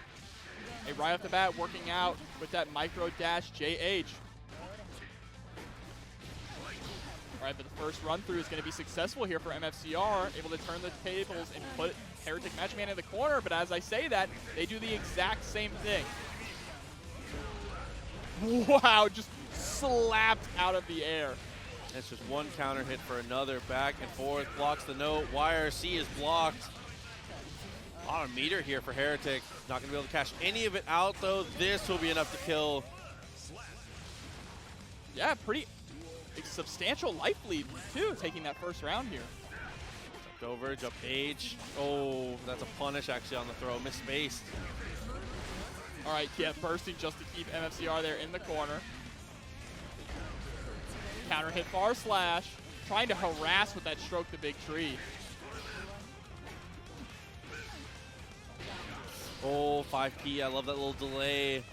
I love that as well, just flying out of the corner to escape, turn the tables around. Not able to get a conversion off of that, but MFCR absolutely is going to after RCing his DP here. Couple cross-ups in a row, tries to go for the delay. Oh, and what an overhead. I love the little delays that MFCR is throwing in, the big weights. This time he shimmies backwards and able to get the punish on the 2H.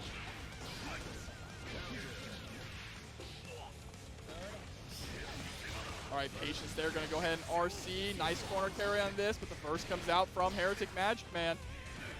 Caution on his side as well. He's afraid of the DP. You know that is in the back of his head, and that hesitation leads to death. Yeah, I mean, against Leo, you cannot, the moment you are thinking too hard about what you're trying to go for, you will get absolutely blown up. That is just the situation that always comes up. You have to be more careful about it. Or maybe I'm misspeaking. You need to be less careful about it. Like, you've got to be more willing to do things, which is hard. I mean, it's hard to want to commit to things against Leo. And hereticMAGICMAN says, instead of trying to commit to things as Eno, I would rather just play it on the straight and narrow here with Baiken. I want to see hereticMAGICMAN just parry one of his DPs. That gets the 2S right off the bat here. Full conversion as well. Safe jump with the tatami mat.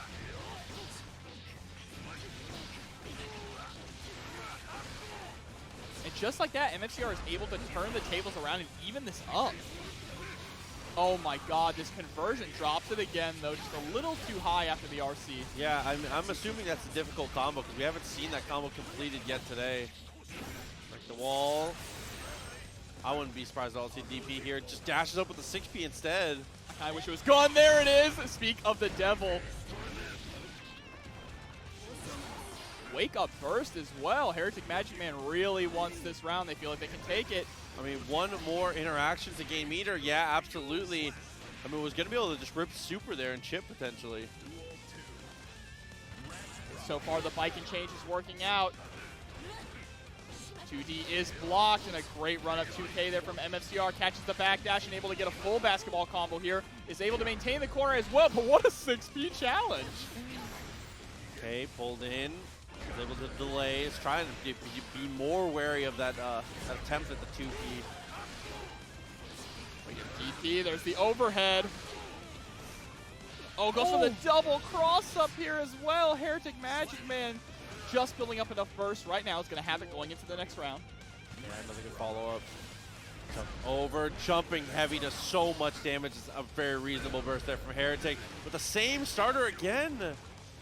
Oh, it just goes for the raw overhead this time in back turn. Yet again, we're back at the wall with these basketball combos.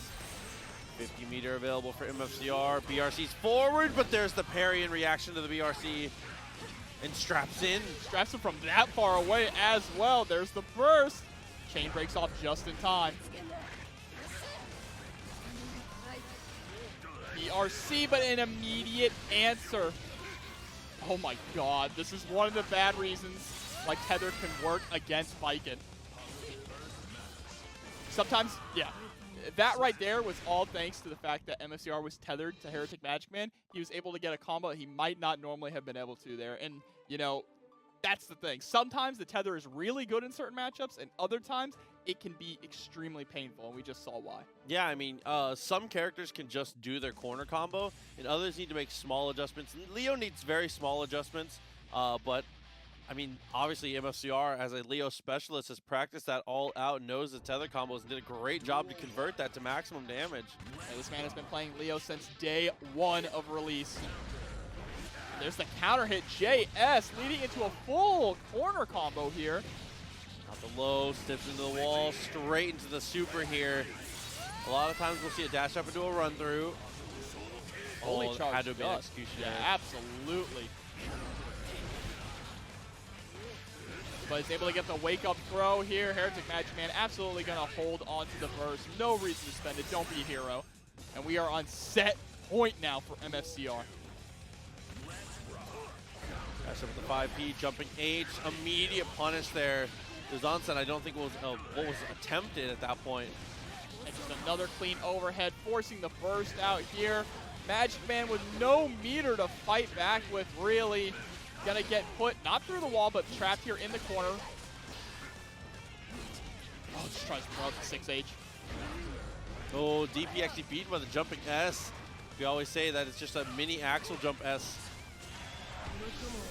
That reversal is definitely getting blocked. No, it gets DP'd even worse. Yeah, I mean, that is What? Not like that. That's Definitely not how you want to go out. the worst possible scenario you could see to follow that up. MFCR. The great equalizer here is DP for both characters. Yeah. Soul does not have to hold on to that blunder.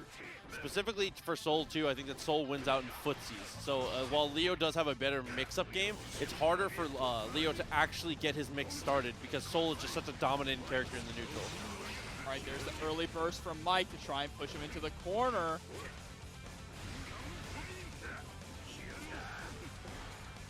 I see a lot of questions about Testament, by the way. There was a bunch of Testament earlier in the tournament, so if you guys want to, you can go back into the VOD or check the YouTube. It's a very cool tournament. All right, Mike just trying to fish for counter hits with this far slash. MFCR actually able to get the combo off the fireball.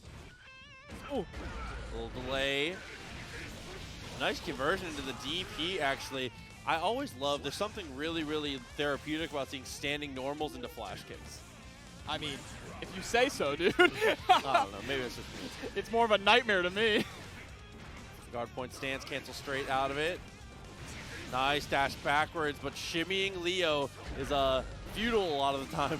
Yeah, but Mike right on point with these counter hit far slash into the run up 5K DP. He's gonna go ahead and RC to try to keep the pressure on. Catches the backdash with a PRC drift forward. Good throw break though, but running right into a 6P. And he just kind of swooshed in there with the counter hit 6H. Mike actually not spending the meter to extend the combo, wants to hold on to it for neutral. MFCR has just built back burst. Ooh, love that little delay, but dude, Bringer straight back into the corner. Had to instant air dash over, RCs immediately, tries to bait the burst so hard, Mike is holding on to it and holds on to it for too long. I know that Mike was either looking for a gold burst or just trying to get out of the round with it. Either way would have been amazing. Either way, it would have been amazing, but unfortunately, it just didn't quite work out. Yeah, so unfortunate there. I did like that Mike pulled the little hat trick out, which you see him do a lot, which is where he IEDs out of the corner immediately into Bandit Bringer. Yeah, I mean, a lot of the times he uses it as a stop, and it also is a great, it represents a lot of pressure too, right? Yeah, absolutely. But again, this round start situation incredibly important for the momentum of these characters, and Mike is going to win it with the 5K, pushing MFCR here into the corner. Tried to go for the wake-up throw, followed it immediately with the wake-up DP. MFCR says anything but blocking. And I respect that against Soul. I'm not trying to hold that. And one thing I also really respect from Mike is not trying to go for the DP bait. He just went straight through with it. You have such a life lead, there's no reason, right? Yeah, I agree completely. I mean, the DP reward is large for Leo, but you have your burst available as well, and Mike spends it very early in this one.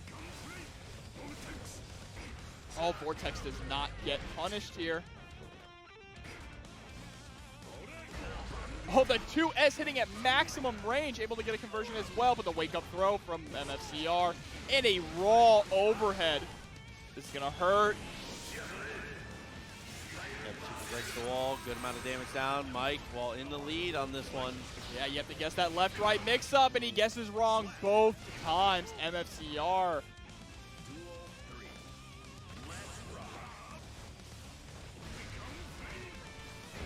Oh my god. 2H in neutral, not something you see often. He wins out footsies with 2H. Leo 2H footsies.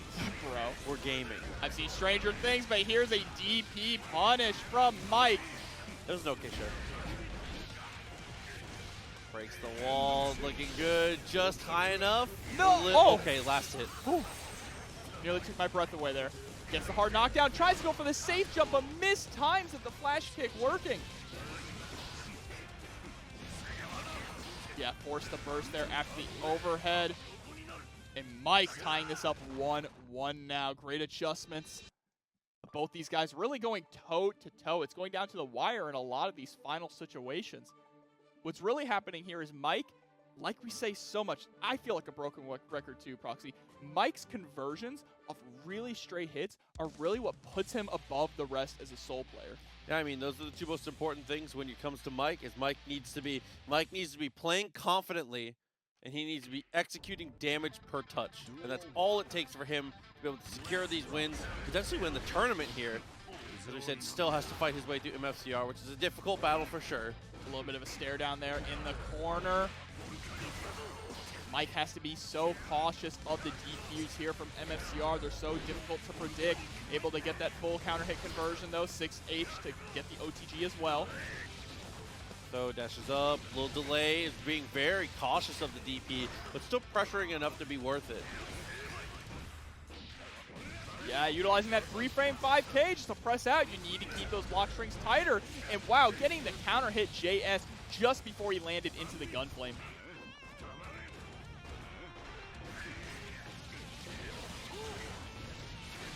Not willing to spend the burst here.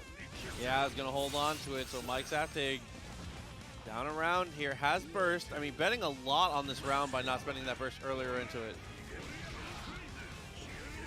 But still just trying to catch him approaching with that 6S. All right, there's the run through straight into the overhead. And this 6S is not working out. MFCR is just spaced so well, but Mike's able to convert into other ways. Finally is able to land it, just a little too far away for the gunflame to actually pick up. Oh, and that's what we saw. Mike, that's shades of MFCR versus Blue Heck there on that backdash. Yeah, run up BRC to make him think he was going to do some kind of fuzzy mix-up and immediately backdash. That was a big galaxy brain there. Doing out of DP twice in a row there. MFCR lands the far heavy. Couldn't get a punish though. RC tries to go underneath. What a, dude, the string of mix-ups is incredible. Great just block as well, keeping himself close. All right, wake up DP there from Mike, get off me. But still, back is up against the wall here in the corner. And MFCR is about to go up 2-1 now here over Mike. Yeah, so Mike's have to take a ton of work to do. 2 in a row is a tough ask against anyone, but specifically against Leo and Mike and against MFCR, dude. Yeah, I mean, like I said, MFCR plays this character like an animal. I saw people in chat say, Leo is an animal. No, you don't understand, and I hope you all are understanding by watching this. He plays this character like an animal. There we go, 2-1.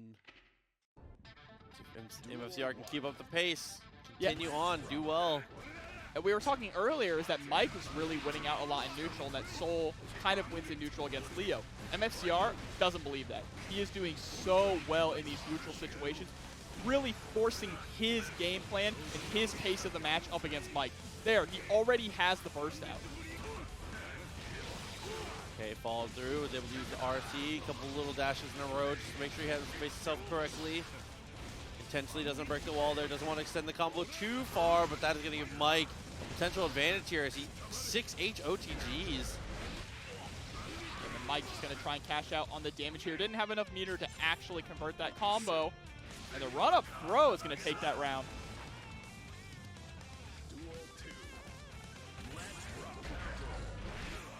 Okay.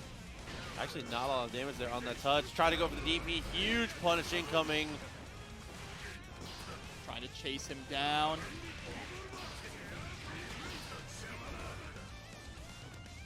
Oh, another stare down there. Both players are so worried about the DP.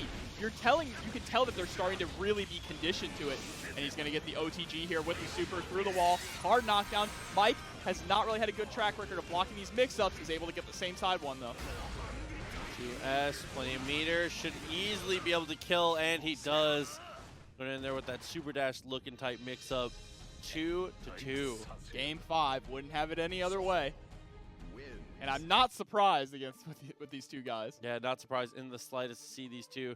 And it's going to be fast and furious, whoever wins here, going up to face against Test Your Luck. I mean, Test Your Luck, as we've said, can be so aggressive in these early standings of these games. Both these players, very similar, very aggressive, more aggressive than normal top 3 layout of characters. Normally, Mike is kind of like, we talk about how he's a very reserved soul, right? Sometimes.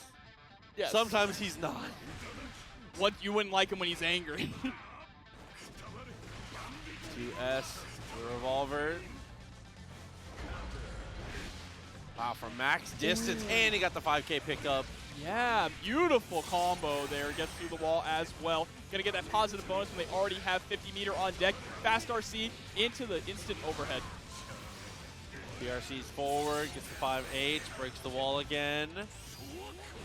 Oh my god, I don't think he did anything there, and then reacts to the BRC forward with just a DP straight up. It was SDP too, so it would be harder to punish if MFCR actually didn't do anything or backdash.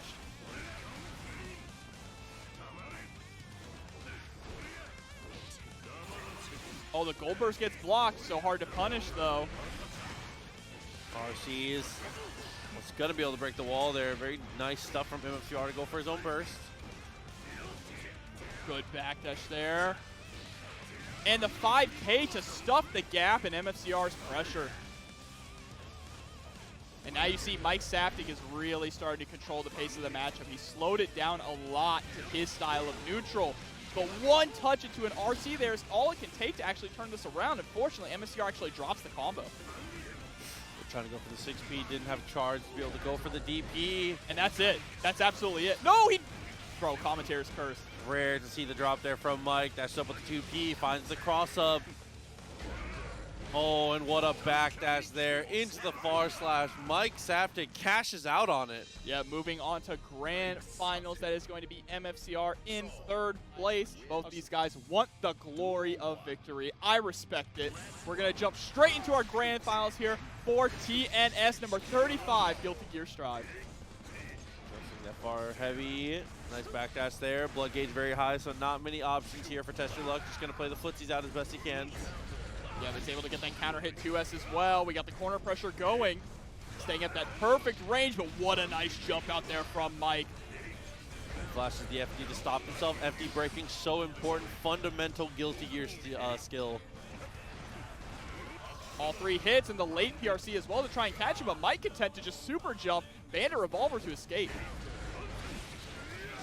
2S, great amount of damage. And Test Your Luck just trying to fish him out of the air there with any button except for close slash. Oh my god, and the 5H actually anti-airs. Not often you see that. The backdash straight into the Beyblade there for a nice whiff punish on 6H. Left him into the 6H. Oh, and found him with the chop. Very nice stuff, but actually can't convert. And Mike is being really airborne in this matchup, more than we normally see him. Looks like he doesn't want to have to contest with those 2S's and 5H's on the ground. Gets the full RC, clean hit DP here. OTG as well with the close slash. Looking for the double overhead follow-up there. PRC's forward. Blood gauge looking very dangerous, but it doesn't matter if your opponent's dead. Yep, 1 point going to Test Your Luck here with the early lead. Remember, Mike has to reset this. It's true. And already off to a slow start for him. There is not currently seasonal runs for Strive. That would be a cool idea. It would be very fun to potentially do. But as of right now, we do not have the belt. There's no belt for Strive currently. We might do like a tournament of champions at some point. That would be kind of fire. Y'all don't want that because I'll win the belt. Yeah, okay. Y'all lucky I'm behind here. Game 2. No crusty ass guy. Oh, bro. Fukio forward, trying to go for the DP. Not going to work out. A little too far away. All right, yeah, the 2K2D just backing off. Nice block. Backdash. Very smart. All right, catching the backdash there, too, with the 5P, 6P. Look at the blood gauge. Tried to go for the close slash. He Fukios. DPing through the final hit of the triple slash series. Oh my god, the late PRC yet again, and there's the bite. Test your luck, dominating right now. Yeah, I mean, that's just a Nagoriyuki round, right? It could happen to you. Just some clone into the dash forward. Beyblade follow-up, good amount of damage. Oh, tries the anti-air there with the close slash, but Mike is just a little too high with the bandit bringer. Now he's got this pressure going here in the corner. Counter hit 6H. A little bit of a stagger as well in that combo to make it a slightly burst safe. Close slash dealt with. Like a little delay. Dashes forward, gets the hit. Cashed a lot of blood back out there. Fukio's forward, and there's the burst. Easy punish. Didn't have the meter though to go for a full conversion, so tried to reset it there after the second bar slash. Double big counter hits in a row. Mike is going to spend the meter. It does not hit, actually. Test your luck does not get the best punish, though. And Mike just runs straight. Mike messed up. Mike messed up so bad. What a miscalculation by Mike Saftig. He runs forward, and Test Your Luck just says, well, I mean, okay. Yeah. Stops FDing. He didn't see the blood gauge. Yeah, I don't think he noticed. That's really, really unfortunate. A misplay for sure from Mike. Just a couple of tiny misplays there too. Misses that last the one was super that was actually going to land, and then misplay. A huge play, and then runs straight into the blood That's burst. like a potential tournament losing misplay. Yeah. Down 2-0 now. Mike, gotta bring it back. That's a good way to start. Yeah, with a really clean conversion as well off of that air counter hit.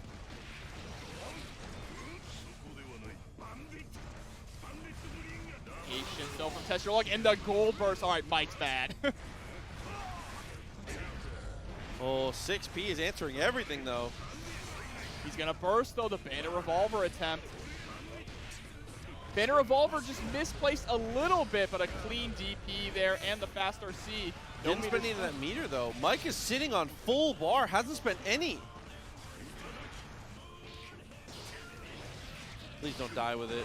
Oh, please don't. What? I respect it. He has RC. Why not? He does, but when do you ever see Souls use Dragon Install? This is Mike we're talking about.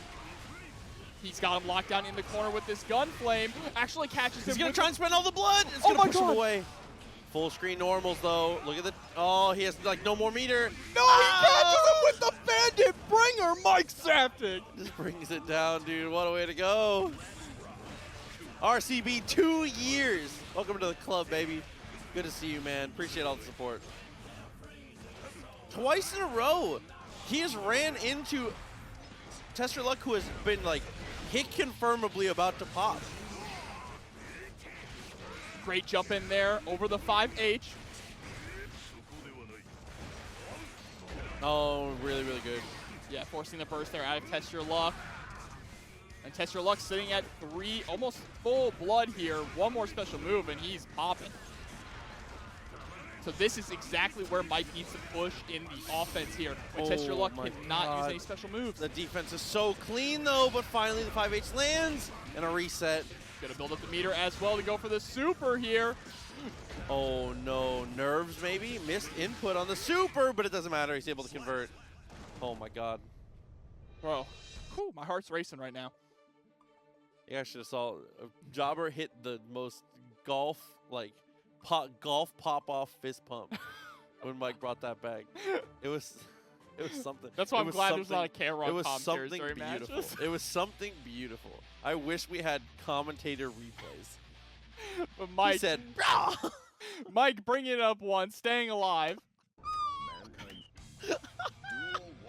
I'm definitely sensing some nerves here from Mike, though. He's really playing nervous for sure. That's a missed super is not even in the realm of possibility for Mike.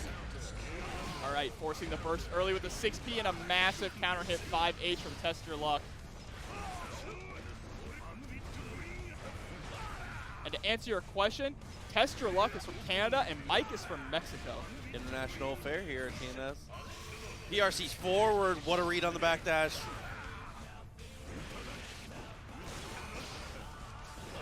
Trying to fish him out of the air with that 2H. Oh, what a whiff. And Test Your Luck was ready for the whiff too, was so aware of the situation, and now is going to try and guarantee the chip. Yep, gets him with the fast dust, and we are yet again at set point for Test Your Luck.